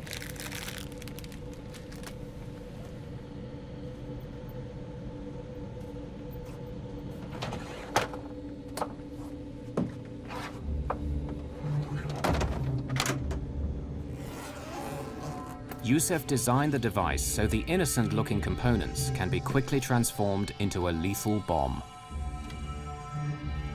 Yousef has modified a digital wristwatch as the bomb's timer. This is wired to a detonator inside the bottle of nitroglycerin. Two 9-volt batteries provide an additional electric charge to the exposed filament of a light bulb that will spark the explosion.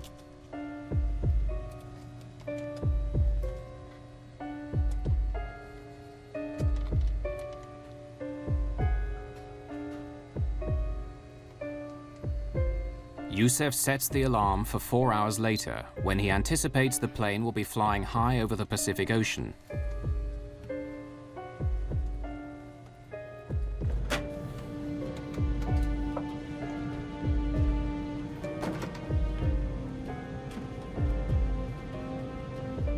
Yousef plants the bomb in a life vest pouch under his seat, a place ground crews are unlikely to inspect during the stopover in Cebu.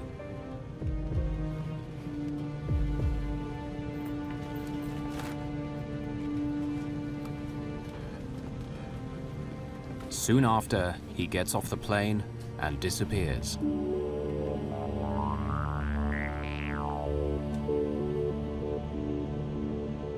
Four hours later, the time bomb under seat 26K awakes the airline industry to a new kind of terrorism.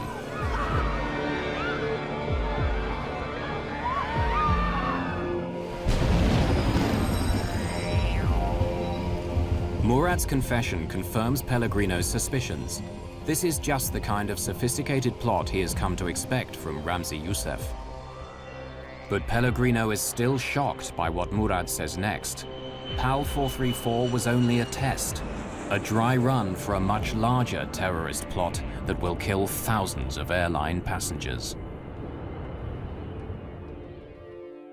A highly skilled terrorist, Ramzi Yousef, has already set off a new type of bomb on an aircraft.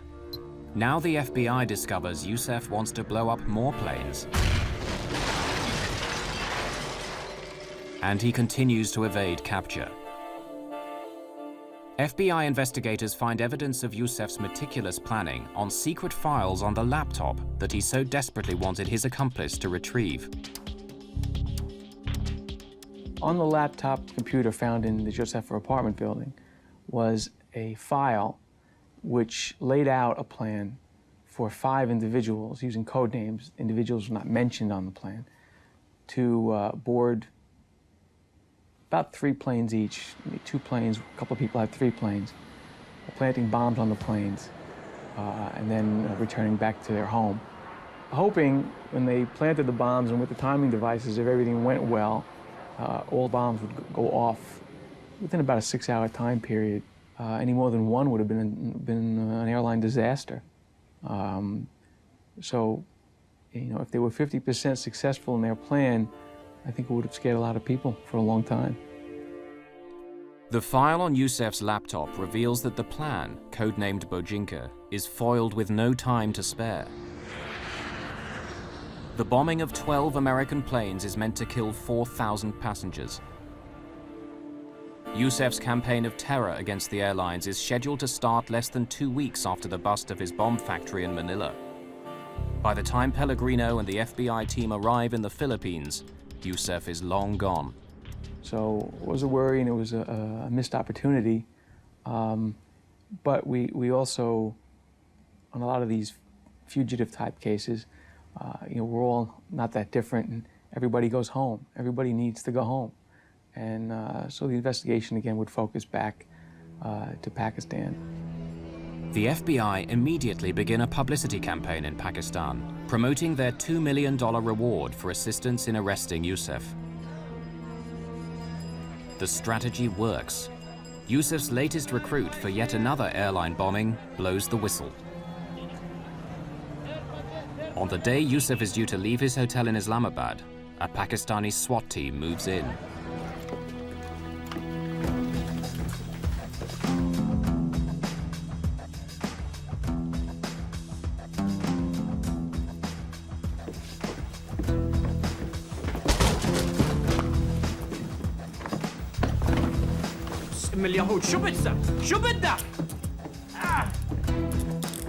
In Yousef's room are Delta and United Airlines flight schedules, as well as bomb components hidden in children's toys. Who are you? Do you have a warrant? The informer receives the $2 million bounty for the tip-off which prevents yet another airline attack. He was shocked.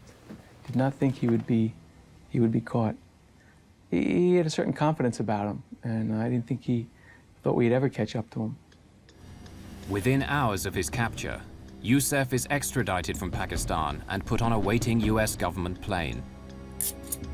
With the cooperation of the Japanese and Philippine governments, the FBI arranged for Yousef to stand trial in New York City for the PAL 434 bombing, as well as the earlier 1993 attack on the World Trade Center. In a convoy of federal and local patrol cars, Ramzi Ahmed Yousef was brought into New York City late Wednesday night, ending a worldwide manhunt. He was arrested Tuesday in Pakistan by Pakistani authorities and brought back by the FBI on a U.S. plane, then into custody with heavy security on the street in case of any terrorist attacks prompted by his arrest.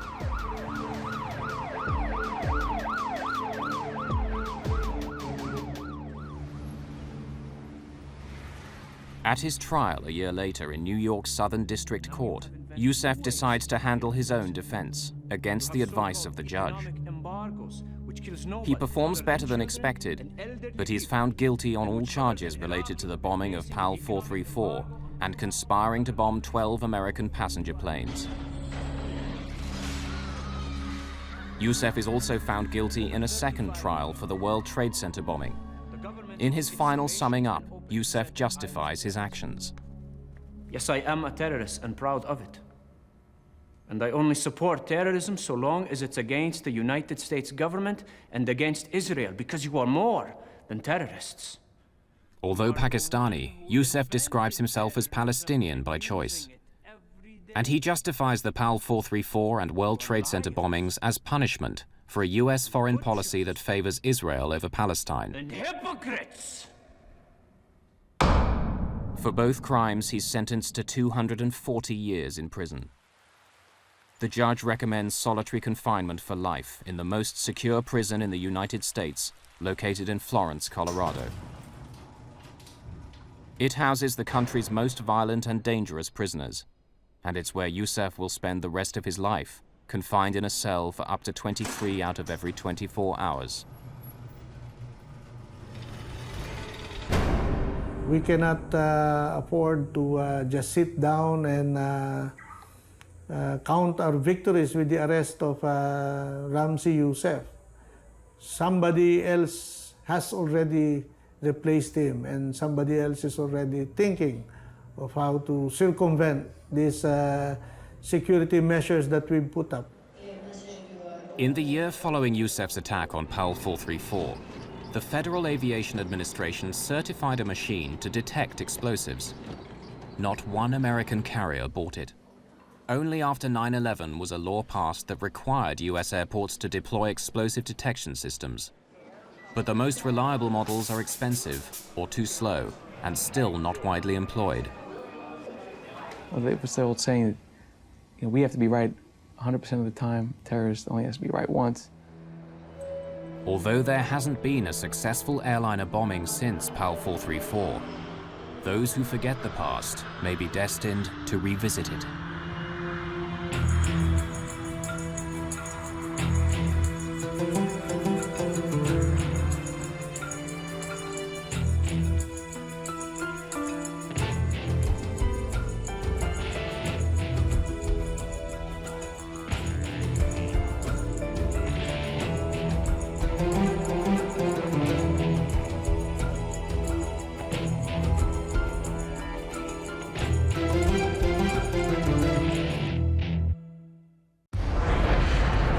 Boeing 767 cruises high above the Atlantic Ocean on its way to Egypt.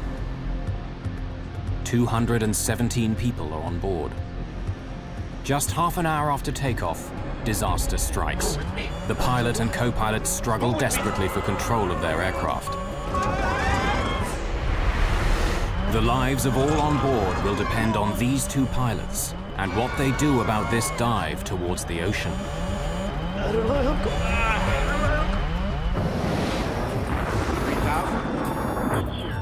We're not getting any oxygen. We have the terrain alarm. Even tower, Aero Peru 603. We are in an emergency.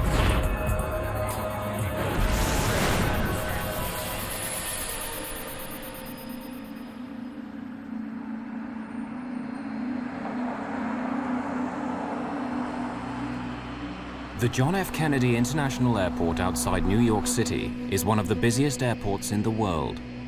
In 1999, nearly 32 million passengers fly in and out. More than 340,000 flights take off and land. EgyptAir Flight 990 is destined to be one of the most controversial ever to leave this airport. The fate of this flight challenges the strength of an international friendship between two allies and uncovers a hidden mechanical flaw in one of the world's most popular airliners. The FBI will become involved. We reviewed surveillance tapes to indicate whether or not anything unusual was loaded on that plane. Investigators in two countries developed two different theories. Was this a tragic accident or a terrible crime?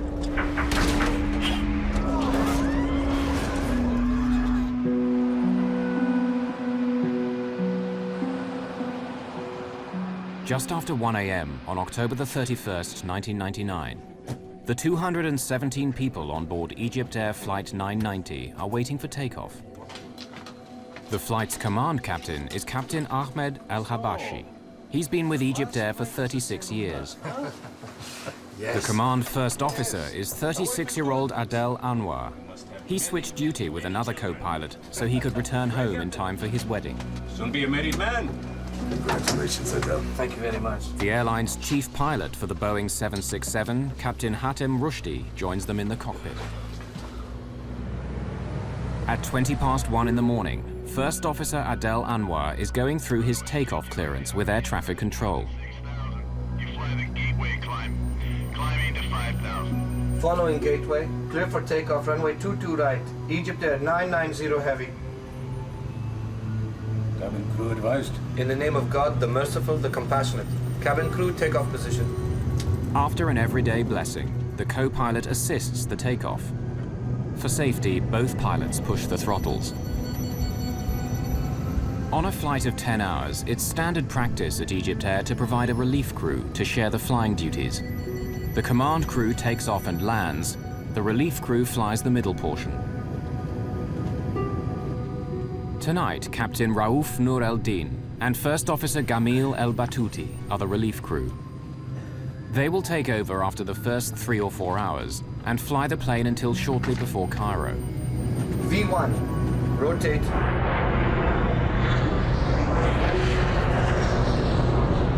Positive rate of climb, both sides. 1,000. EgyptAir 990 heavy, contact, departure now, 125.7. 1257. Bye. A large number of passengers are senior citizens from the United States, looking forward to touring the wonders of ancient Egypt.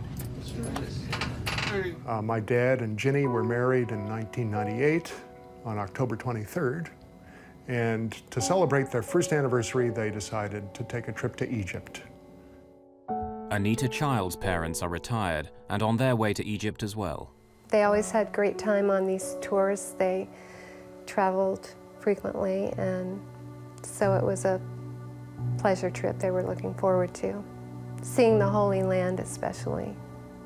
Maureen Sacratini and her brother John Simmermeyer enjoyed the fact that their parents loved to travel. They had been particularly fond of a program known as Elder Hostel, and this particular vacation trip to visit the pyramids and the other historical sites in Egypt was an Elder Hostel trip. There are 14 of EgyptAir's experienced crew operating the flight. There are also 33 Egyptian military officers and pilots on board, returning after training with the American Armed Forces. Gamil El-Batouti used to be an Egyptian Air Force flight instructor. He's now one of the oldest first officers at EgyptAir. He's so much older than the other co-pilots that out of respect they call him Captain. But some at EgyptAir think that Captain El-Batouti has been coasting too long on the favors of old friends. Just over 20 minutes after takeoff, El-Batouti is about to leave his seat. Former National Transportation Safety Board investigator Greg Phillips became an expert on the events of this flight. The relief first officer, who would have been expected to come to the cockpit somewhere during the later part of the flight, halfway or wherever he was comfortable, wherever the normal change would have been, came into the cockpit about 20 minutes after takeoff. Hello, Jimmy. How are you? How are you, sir? What's new? I slept, I swear. Just wait. Let me tell you something. I'm not going to sleep at all. I might come sit for 2 hours But and then... I slept. I slept. You mean you're not going to get up? You will get up. Go and take some rest and come back. You should have told me this. You should have told me this, Captain Gamal. You should have said, Adele... Did I even see you? I will work first. Just leave me a message. The younger first officer seems surprised that El-Batouti wants to replace him so early in the flight. And I'm not sleepy. So you take your time sleeping, and when you wake up, whenever you wake up, you come back, Captain, okay? I'll come either way. Captain. Come and work the last few hours and that's all? It's not like that. That's not the point. Look, if you want to sit here, there's no problem. I'll come back to you. I'll go get something to eat and come back, all right? Fine, fine. Look here. Why don't you go... Why don't they bring your dinner to you here, and then I'll go sleep, okay? That's good. Okay, with your permission, Captain. And with that, El-Batouti leaves to get his meal.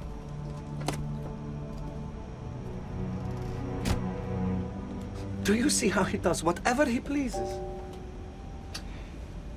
Do you know why that is? Captain El-Habashi senses his first officer's resentment and tries to smooth over the situation. Are you a youngster? Anwar wonders if El-Batouti wants to take over because he may not want to work with Relief Captain Noor el-Din. Doesn't he want to work with Raouf, or what? It's possible, God knows. But look, you shouldn't get upset, right? By this prophet, he's just talking nonsense. That's it. Everything's under control. Okay, Chief. Thanks a day. First Officer Anwar concedes and is ready to hand over to El-Batouti.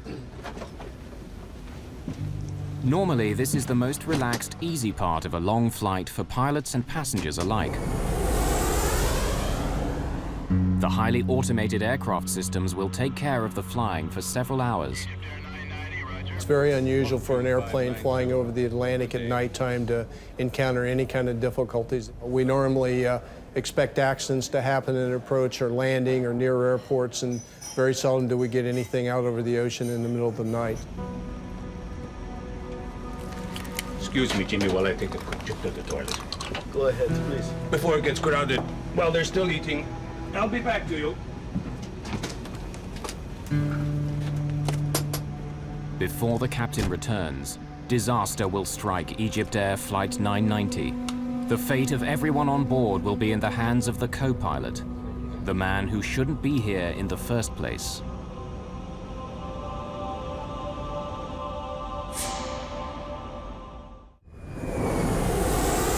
On a Boeing 767 bound for Cairo, EgyptAir's Flight 990 appears to be cruising smoothly over the Atlantic.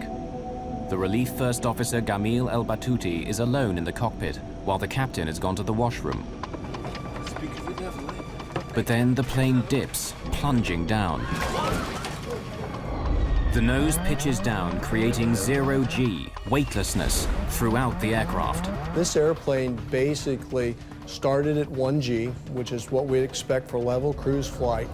As you push the nose down, as if you would be cresting the top of a hill in a car at a high speed that drops away, you'd feel the airplane fall away from you. and you would start to feel a little light in the seat, and as the dive progressed, you would feel a little bit lighter yet. I rely on God. Whatever the first officer is intending, he says nothing except this phrase again and again. Captain El Habashi fights the disorientation of zero gravity, desperately trying to return to the cockpit.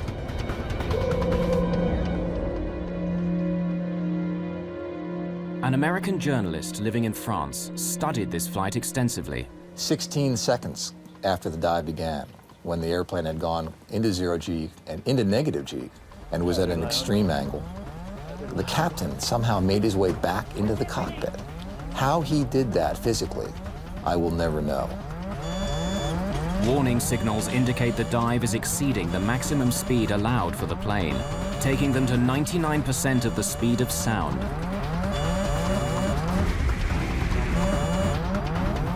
This far past the plane's design limits, the stresses on the airframe are pulling it apart.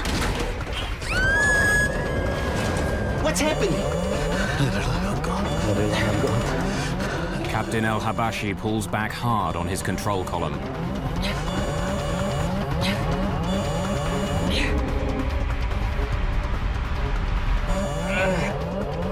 Then he tries to use the engines to power their way out of the dive by pushing forward on the throttles, but he gets nothing. What? You shut off the engines? Oh, God. Desperate, the captain deploys the speed brakes, panels standing up from the wings, in an effort to slow the dive.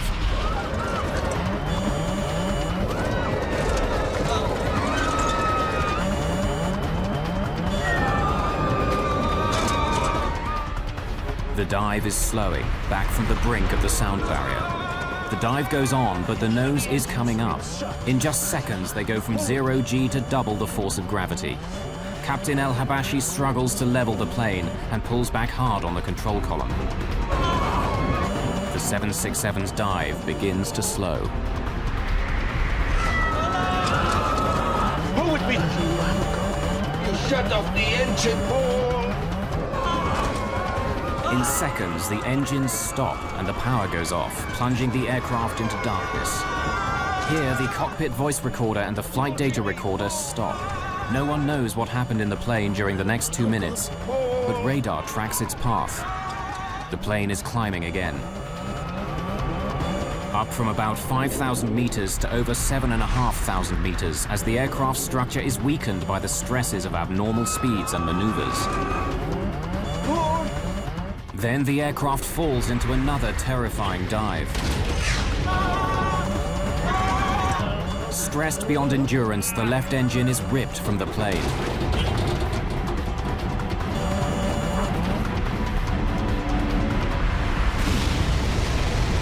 EgyptAir 990, New York Center. EgyptAir 990, if you copy... At 1:52 a.m., Flight 990 disappears from radar screens, crashing into the surface of the Atlantic Ocean, some 100 kilometers off the American coast. Coast Guard search and rescue get a call at 2:15 a.m. A plane has disappeared and Coast Guard vessels are called to the scene. The U.S. Merchant Marine training vessel King's Pointer is first to arrive. Just as the day was dawning, we noticed oil in the water. And that was the first indication, so we turned the ship around back into the oil, and about as soon as we turned around, we started seeing debris rise up to the surface. In Heliopolis, a Cairo suburb, Captain El Habashi's daughter can only guess what her father went through. Can you imagine if you have a beloved one, a father, a daughter, or a brother, facing all the horrors of finding himself falling from 36,000 feet suddenly, trying to save his life, his colleagues' lives, the people, the passengers. In a home in Maryland, a sleepy Sunday morning takes a tragic turn. I had woken up for some reason at 5:30 in the morning, and we were flipping on the TV to check the weather, and we were deciding what mass we were going to be going to. It was Sunday. And immediately on CNN, they had Flight 990 missing, and I was in total shock. I ran down to my refrigerator where I had my parents' itinerary, and I ripped it off and just started sobbing uncontrollably. I was screaming. I didn't know what to do. We located a significant debris field, and that we have concentrated our search efforts since then on about a 36 square mile of area, about 50 miles south of Nantucket. At the end of October, the waters of the North Atlantic are so cold that normal life expectancy is about 5 to 6 hours. In Cairo, Relief Captain Raouf Nur el-Din's daughter May clung to hope for her father. I was talking to myself, trying to convince myself that my father was not on this plane. And if he's on this plane, he will be safe, because my father was an Air Force pilot. He had a very good experience. And I thought maybe if the plane crashed, he will be able to, you know, to be in a safe place and to swim and to go to any land. At the crash site, all that's left is pieces. Within hours, authorities know there's little hope for survivors. We believe at this point that it is in everyone's best interest to no longer expect that we will find survivors in this case. Egyptian President Hosni Mubarak reaches out to a stricken nation. This is the worst air crash in Egypt's history. Really, I was shocked. It's a big tragedy for us. And I give my condolences to all the passengers, to the families of the crews who have been lost in this tragedy. And I have contact with President Clinton and other agencies. And he's giving good support for trying to find, investigate, see what was the reason. The American president would answer his ally with a commitment. And I spoke earlier with President Mubarak of Egypt today to express my condolences and to assure him that we would be working together closely until this matter is resolved. We do not know what caused this tragedy. In northern Indiana, music historian Jim Brokaw learned what happened to his father and stepmother. One of the many things that I felt on that first horrible morning was the sense that people all over the world were confronting the same horrible circumstances that I was, and had the same sense of helplessness and disorientation that I did. Shocked and grieving, relatives arrive at Newport, Rhode Island. They will seek answers and share comfort. There were 100 Americans, 89 Egyptians, 21 Canadians, and 7 victims of other nationalities on board.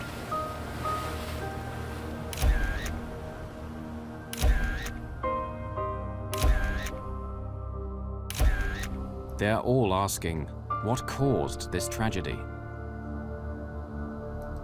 Teams of investigators will pursue that question for years to come. We are beginning what may be a long investigation, and we are prepared to do what it takes to find the answers to the questions we are seeking. In Washington, Greg Phillips from the National Transportation Safety Board leads the investigation into this crash. From the very beginning, we realized it was a very difficult case. The airplane was in cruise, nighttime, out over the ocean, and when it went into the ocean, there was just a little bit of floating debris, but we had to recover the airplane from the bottom of the ocean to begin the investigation. The job of finding the black boxes would be difficult.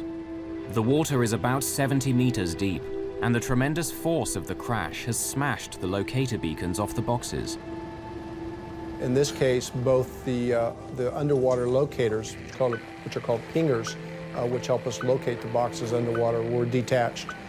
So we had an extra difficult job in trying to find the actual boxes where the recording material was contained.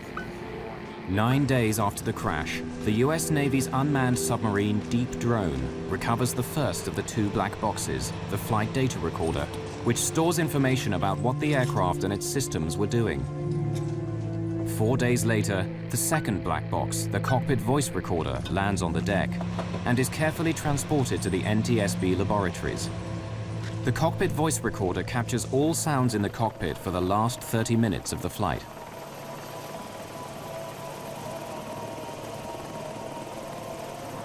The black boxes are protected to withstand impacts of 3,400 times the force of gravity. The recovery of the cockpit voice recorder provided a gripping and bewildering picture of the last minutes of a disaster. Here, investigators hope, is the key to unlock the mystery of Flight 990. Translating the Arabic spoken in the cockpit is a top priority at NTSB headquarters. The cockpit voice recorder was good quality. It was easily usable and translatable by the investigation team. The cockpit voice recorder is always just a piece of the investigation that fits many other pieces of the puzzle. It goes along with flight data, recorded data, examination of the wreckage, and all the other aspects of investigation. On major investigations like the crash of EgyptAir 990, the NTSB works routinely with the FBI. The physical evidence has to be managed in case it's needed in court. Former FBI Assistant Director Lou Shaliro is a veteran investigator and no stranger to air crashes. By the time EgyptAir occurred, we were fairly adept at looking at airline disasters, particularly with the view of developing whether or not a terrorist incident or a criminal act had occurred. The FBI checked for evidence of bombs, terrorists, or terrorist targets on the flight. Trying to determine luggage against the passenger list and whether or not there was anything unusual in the manifest, whether or not the people that loaded the plane could recall anything that would have caused them concern. We reviewed surveillance tapes to indicate whether or not anything unusual was loaded on that plane. We had no evidence at all of any explosive device on board EgyptAir that night. At the NTSB, American investigators found no fault in the aircraft from studying the flight data recorder. But Egypt's members of the investigation team insisted that not all the evidence was in. Much of the wreckage was still in storage on Rhode Island. They hope the cause of the crash can be found here. Egypt's representatives search for any possible mechanical cause for the crash. While they search, other theories are pursued. A study into the causes of airline crashes published in January 2001 points to pilot error as the cause of 1/3 of these accidents. It also finds a strong connection between bad weather and pilot error. But the crash of EgyptAir 990 occurred in clear weather with veteran pilots. What happened in the cockpit would divide the investigation and fuel an international controversy. October 1999, EgyptAir Flight 990 crashes into the Atlantic Ocean, killing all 217 people on board. The investigation develops in two directions: fault in the airplane and pilot action. Rumors swirl about what or who may have caused this terrible crash. One of the key questions: why was the relief first officer in the cockpit hours earlier than expected? He was supposed to replace Adel Anwar much later in the flight. But in Cairo, Adel Anwar's older brother Tarak has no problem with Adel being replaced in the cockpit. Suppose I am with one of my friends and we are traveling in a car and he asks me if he can drive instead of me. Is this going to be a problem? For example, if Adel didn't get enough sleep and Captain Jamil told him, "Let me fly the plane instead of you and you go rest," there is no problem with that. When the actions in the cockpit are put together with the voices recorded, a timeline emerges that indicates a series of initially bewildering decisions. I'll be back to you. The timeline reveals that after Captain El Habashi leaves the cockpit, there's a series of sounds whose meaning can only be guessed at. Control it. And then the relief first officer disconnects the autopilot. I rely on God. Released from the autopilot's control, the plane starts to descend, rolling to the left. Egypt's experts described El Batuti's decision to shut off the autopilot as a possible reaction to an unusual movement of the aircraft, prompting him to take manual control. However, the leader of the NTSB investigation disagrees. We found no reason for the autopilot to be disconnected by a fault or failure in the airplane. Normally, all aircraft movements are meant to keep passengers comfortable, as though they were on the ground. After switching off the autopilot, El Batouti pushes his control column forward, lowering the elevator panels. So the flight data recorder indicates to the NTSB. Then he pulls the throttles back, reducing engine power. This causes the plane to dive. Egypt's investigators say El Batouti was not trying to crash the plane, and there may have been an elevator failure which he could not overcome. Strangely, there is no discussion of a problem on the cockpit tape. When the captain made his way back to the cockpit, he asked the first officer what was going on and never received a response. As former Director of Aviation Safety, Bernard Loeb oversaw all air crash investigations at the NTSB. It is well understood that in a cockpit, a jet transport cockpit of virtually any airline in the world, when a captain comes in and asks a question, the first officer will respond.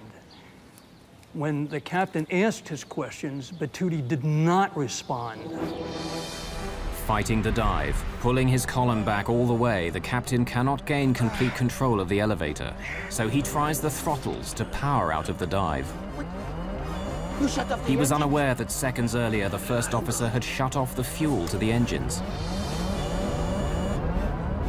Egypt's experts say that El Batouti may have been acting out of caution. The flight data show that a low oil pressure warning appeared. That can mean the engines have flamed out. The captain may have then ordered the fuel to the engines shut off as part of the procedure for restarting the engines. Shut the engines! It's shut! The NTSB consider this possible scenario as well. The engines shut off on a two-engine airplane at night over the water. We couldn't understand any reason why any emergency could cause you to shut all the power off available to the airplane when you're heading away from the nearest airport. Foremost among the Egyptian investigators' scenarios was a tragic elevator failure. In Washington, at the National Transportation Safety Board, analysis of the flight data recorder indicates that Captain El-Habashi was pulling back on his column to make the plane climb, while First Officer El Batouti appears to be pushing forward on his column, making the plane go down.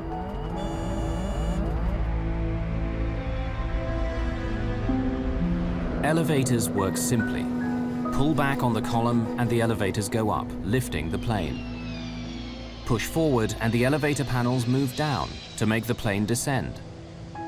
They work together, but in this case they're going in opposite directions.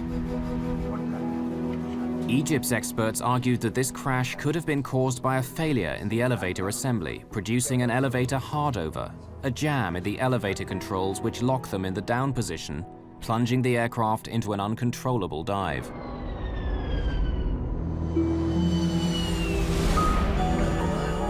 They stated that First Officer El Batouti was working to regain control of the elevators and added that he and Captain El-Habashi were working together. If there had been an elevator failure, it could explain the First Officer's unusual performance in the cockpit. Pull! Supporting evidence is found when analyzing fragments of the wreckage in the hangar at Rhode Island. Here, investigators made a remarkable discovery: 3 unusually sheared rivets. These tiny parts play an important role in the Boeing 767 elevator assembly. Egypt's consulting experts determined that the scratches in the metal surfaces of these rivets showed that they were sheared off in 2 different directions. One direction could be attributed to the crash. The second could indicate that the break occurred before the crash, and so may have indicated a jam in the elevators. Egypt's experts drew this to the attention of the Federal Aviation Administration, America's civil aviation regulator. Alarmed by the potential risks, the FAA ordered all bell crank rivets to be inspected on every Boeing 767 in operation around the world. The inspections uncovered 136 sheared rivets, and 34 aircraft were grounded until the fault was fixed. The FAA said the problem could result in loss of controllability of the airplane. Egypt's investigators had uncovered a credible-sounding scenario, that the sheared rivets in the elevator assembly of the Boeing 767 indicated a jam that could have caused an elevator hardover that the pilots could not overcome. NTSB investigator Greg Phillips disagreed. Those are by design for the Boeing 767. The controls can be split. They're designed that way in case one of the surfaces, the control surfaces, fails, so that whoever is still in control of the airplane or can control the airplane with a failed elevator.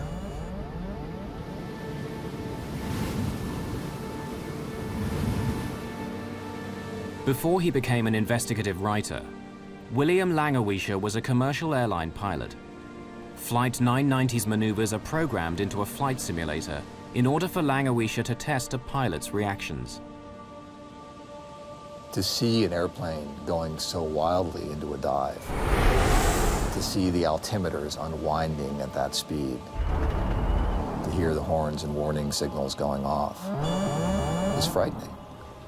Whatever the cause of the dive, Langewiesche tries a variety of responses to recover from it. Finally, they asked me to wait at the extreme 15 seconds. To sit in a 767 or any airplane going out of control and do nothing for 15 seconds. 15 seconds is a long time. It's inconceivable, but I did it. And even at 15 seconds, even waiting 15 seconds, I was able, through no particular skill, really reacting almost as any student pilot would, to recover the airplane, recover from the dive, before the airplane exceeded its limits. No Boeing 767 has suffered from an elevator hardover and dive before or since the crash. The aviation experts hired by Egypt developed a wide range of scenarios, citing a fault in the elevator assembly as a possible cause of the crash. Based on the data, the information we have from the testing that was done as a group effort with all the best thinking everybody had at the time, we could not make this airplane do what it did with any of the failure scenarios that were presented to us. While mechanical failure scenarios were exhausted and terrorism was excluded, the FBI continued to dig into the life of First Officer Gamil El-Batouti. Less than 3 weeks after the disaster, news media report that in the final moments before the crash, El-Batouti said, "I have made my decision. I put my faith in God," causing many to believe he might be an Islamic militant bent on destruction. But the translation was incorrect. From our initial review of Batouti's background, he was a fairly religious person, but I don't think we had anything to determine that his religious beliefs were radical or beyond what would have been a normal religious person. What had Batouti said? And what does it mean? Egyptian professor Amin Bonar teaches Arabic at Georgetown University in Washington. Tawakkaltu means I depend, I rely, I trust, and Allah on, and Allah is God. Tawakkaltu ala Allah, on God I rely, I depend in whatever I'm going to be embarking on. People use it when they start a trip, when they start driving, going back home, you say Tawakkaltu ala Allah. When you have an exam, you begin by saying Tawakkaltu ala Allah. It's a very positive phrase. So it's not the kind of phrase that anyone would be using before they commit a crime or before they commit suicide. Tawakkaltu ala Allah. To say this common phrase once was normal, but El-Batouti repeated it 11 times. What's happening? Tawakkaltu ala Allah. I expect that Captain Batouti would say, there is a fire in the engines, something stopped, I can see something's hitting the plane, anything like that. But he go on endlessly saying, Tawakkaltu ala Allah. This is not logic. For the El-Batouti family, their grief would be compounded by the need to defend their father's honor. When he died, the one thing we had to reassure us was that he had died honorably. And now they're trying to take that away from us. There is a lot of mechanical failures. Why you have only to say that it's a deliberate act, no mechanical, no weather, no mechanical, no weather. So why? Because he's an Egyptian pilot. Chairman Jim Hall allowed that it could have been a criminal act rather than an accident. The investigation could end up in the hands of the FBI alone. It is only prudent for the National Transportation Safety Board to consult with these experts and officials to fully evaluate this information prior to any final decision on whether the responsibility for this investigation should transfer to the Federal Bureau of Investigation. Egypt's President Hosni Mubarak, formerly commander of the Egyptian Air Force, had known Gamil el-Batouti, according to his nephew Walid. Mubarak asked President Bill Clinton to intercede to keep the crash from becoming an FBI matter. Since the crash, Walid el-Batouti, nephew of Gamil, has become the el-Batouti family spokesman. You have to understand that the highest ranking in this country, which is the Egyptian president, was an Air Force pilot. And he was asked, and he says, according to my experience, it's in the tail unit. Something happened there. It's not suicide. It could be either a mechanical failure, a manufacturing failure, something. In America, the FBI focuses on Gamil el-Batouti and the question of motive. The FBI would learn about the man in control of EgyptAir 990, interviewing colleagues and friends, discovering a dark side to Gamil el-Batouti. Investigating the cause of the crash of EgyptAir 990, the spotlight falls on the character and history of Relief First Officer Gamil el-Batouti. He was 59 years old, approaching 60, had never risen above the rank of first officer. That may have caused him some animosity towards EgyptAir. Had some personal issues in his own life, in terms of financial, some issues in terms of his family members being sick, needing medical attention. They've used the daughter in the accusation as they said she was sick, and that's why maybe he committed suicide. Before we go to this, I will give you the reason. First, the doctors have already, on that particular flight, have already told them that your daughter is going positive with the medication and everything is going fine, and he was extremely happy. He was so excited to come back. Gamil el-Batouti was bringing her medical records back that night, among other things. Okay, he bought tires for his son, and an argument went on the phone between him and his son. My father called me to come to the airport because he could not carry all 4 tires himself. He says, listen, I carry your tires all the way from the States. You don't want to come and carry it from the airport? It's a very natural thing. A man is going to commit suicide. Why would he do this? In New York, the FBI continued their investigation at the Hotel Pennsylvania, where EgyptAir had a block booking of about 50 rooms for their crews. The investigation that the FBI was able to do, as far as Batouti's background, probably spanned a period of about a year or so, at least from the records that we were able to obtain, and from the interviews we did at the various places that he stayed. So he did have, I think, a propensity to engage in behavior with some of the hotel people in terms of sexual misconduct. Hey, pretty lady, where did you get to? Which, you know, at the time really appeared to be totally out of the realm of what was normal for a person of that status to do. A husband and father of 5, Gamil el-Batouti was notorious for leering at and bothering female guests and hotel staff. Come to my room. The FBI learned that 2 years before the crash, 2 young women reported that he called them on their hotel room phone, telling them to look out the window across the courtyard. You have a good time too. When they did, they saw el-Batouti exposing himself and reported the incident to hotel security. His provocative behavior would continue.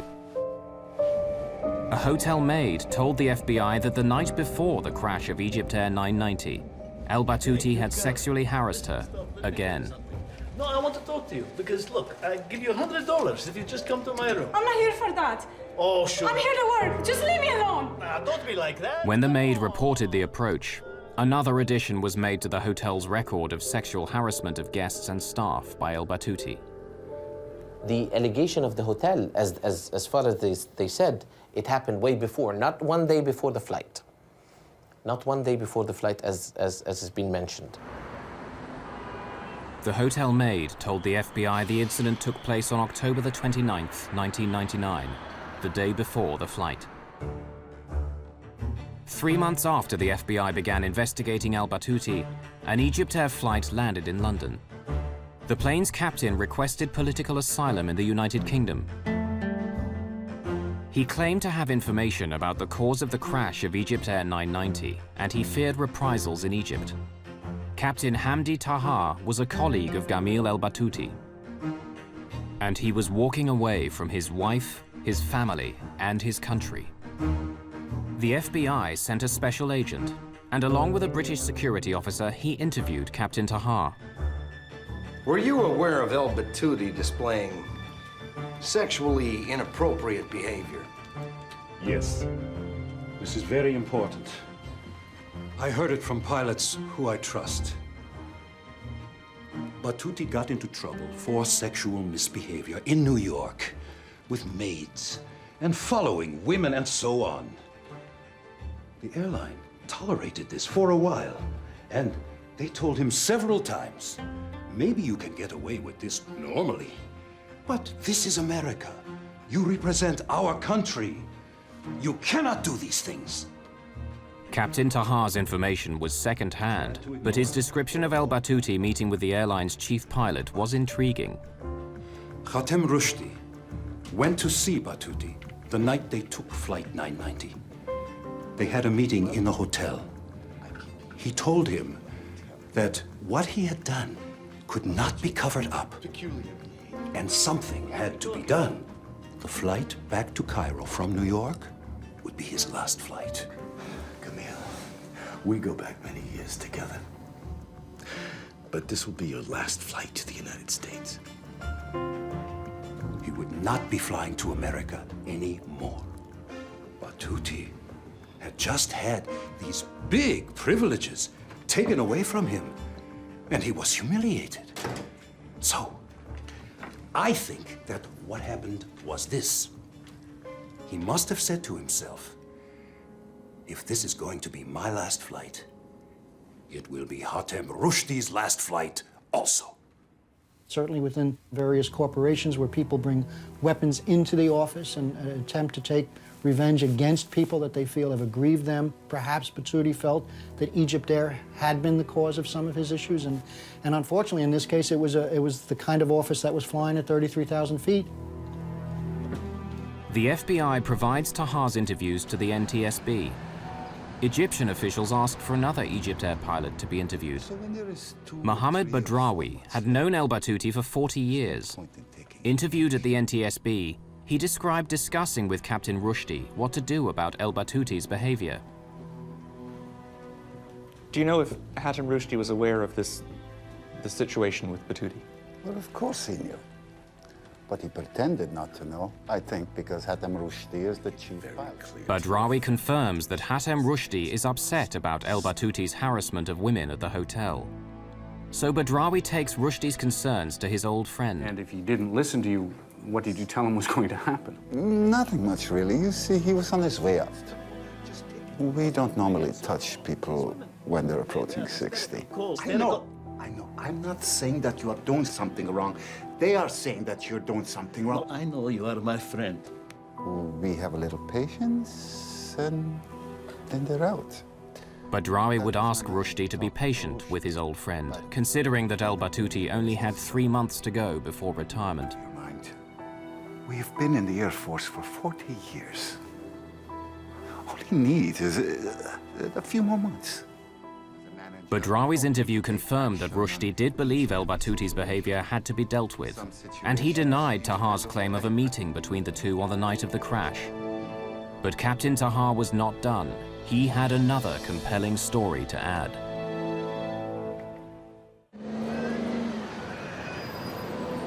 In London, an Egyptian pilot has requested political asylum and is offering an insider's view of the most controversial tragedy in the history of EgyptAir. Captain Taha revealed to the FBI how EgyptAir briefed its pilots about the crash. When they had done the transcripts of the cockpit voice recorder, the EgyptAir Chief of Operations called all flight crew to a special meeting in Cairo and told us the facts. Just the facts. No commentary. No explanation of any technical problem. He did not say anything, but all we pilots realized that this was not an accident. And then he told us not to talk to anyone about it. Don't talk to your family. Don't talk on the phone. Don't talk to each other, he told us. All of us realized that Batuti had done this on purpose. For the American families involved, this was a case of 216 murders and 1 suicide. In Egypt, big, close, extended families combine with a strong religious faith to deny that Egyptians commit suicide. The story has many sides. It has to do with religion. It has to do with beliefs. It has to do with the culture. I think until today, still in the Egyptian culture, people don't believe that Muslims or that Egyptians or that people coming from that culture commit suicide. Cultural differences were not the only impediments to this investigation. One of the difficulties that we did have was that when we went over to Egypt and attempted to really get into his background, it became a very sensitive issue for the Egyptian government. FBI efforts to learn about El Batuti's personal life and family relations would be stymied. It became almost to the point where we were never really able to develop all the things that we needed to get at. Finally, on March the 21st, 2002, after a nearly $10 million investigation over 2 years and 5 months, the NTSB publishes its report and determines that the probable cause of the EgyptAir Flight 990 accident is the airplane's departure from normal cruise flight and subsequent impact with the Atlantic Ocean as a result of the Relief First Officer's flight control inputs. The Egyptian Civil Aviation Authority responded angrily, and their response read in part, It is obvious that the NTSB has not done the type of professional accident investigation expected by the Egyptian government. The NTSB's former director of aviation safety takes exception to the Egyptian view. What was unprofessional was the insistence by the Egyptians in the face of irrefutable evidence to anyone who knows anything about investigating airplane accidents and who knows anything about aerodynamics in airplanes, was the fact that this airplane was intentionally flown into the ocean. No scenario that the Egyptians came up with, or that we came up with, in which there were some sort of mechanical failure in the elevator control system would either match the flight profile or was a situation in which the airplane was not recoverable. Like many of his countrymen, the loyal nephew cannot believe his uncle Gamil was a mass murderer. This is a simple plane crash. It was put and made like this for no reason. It shows that it's a cover-up. Greg Phillips takes pride in having thoroughly investigated every lead and every scenario. When we sign on to be accident investigators, we do it with the idea that we're going to keep the next one from happening, not to cover up one that did because of whatever reason may be given to us. I've never known that to happen. I've never even known it to come close to happening. There continue to be differing perspectives on the crash of EgyptAir Flight 990, and unanswered questions remain for broken and damaged families. For many of them, answers to how and why this plane crashed will forever be a painful mystery.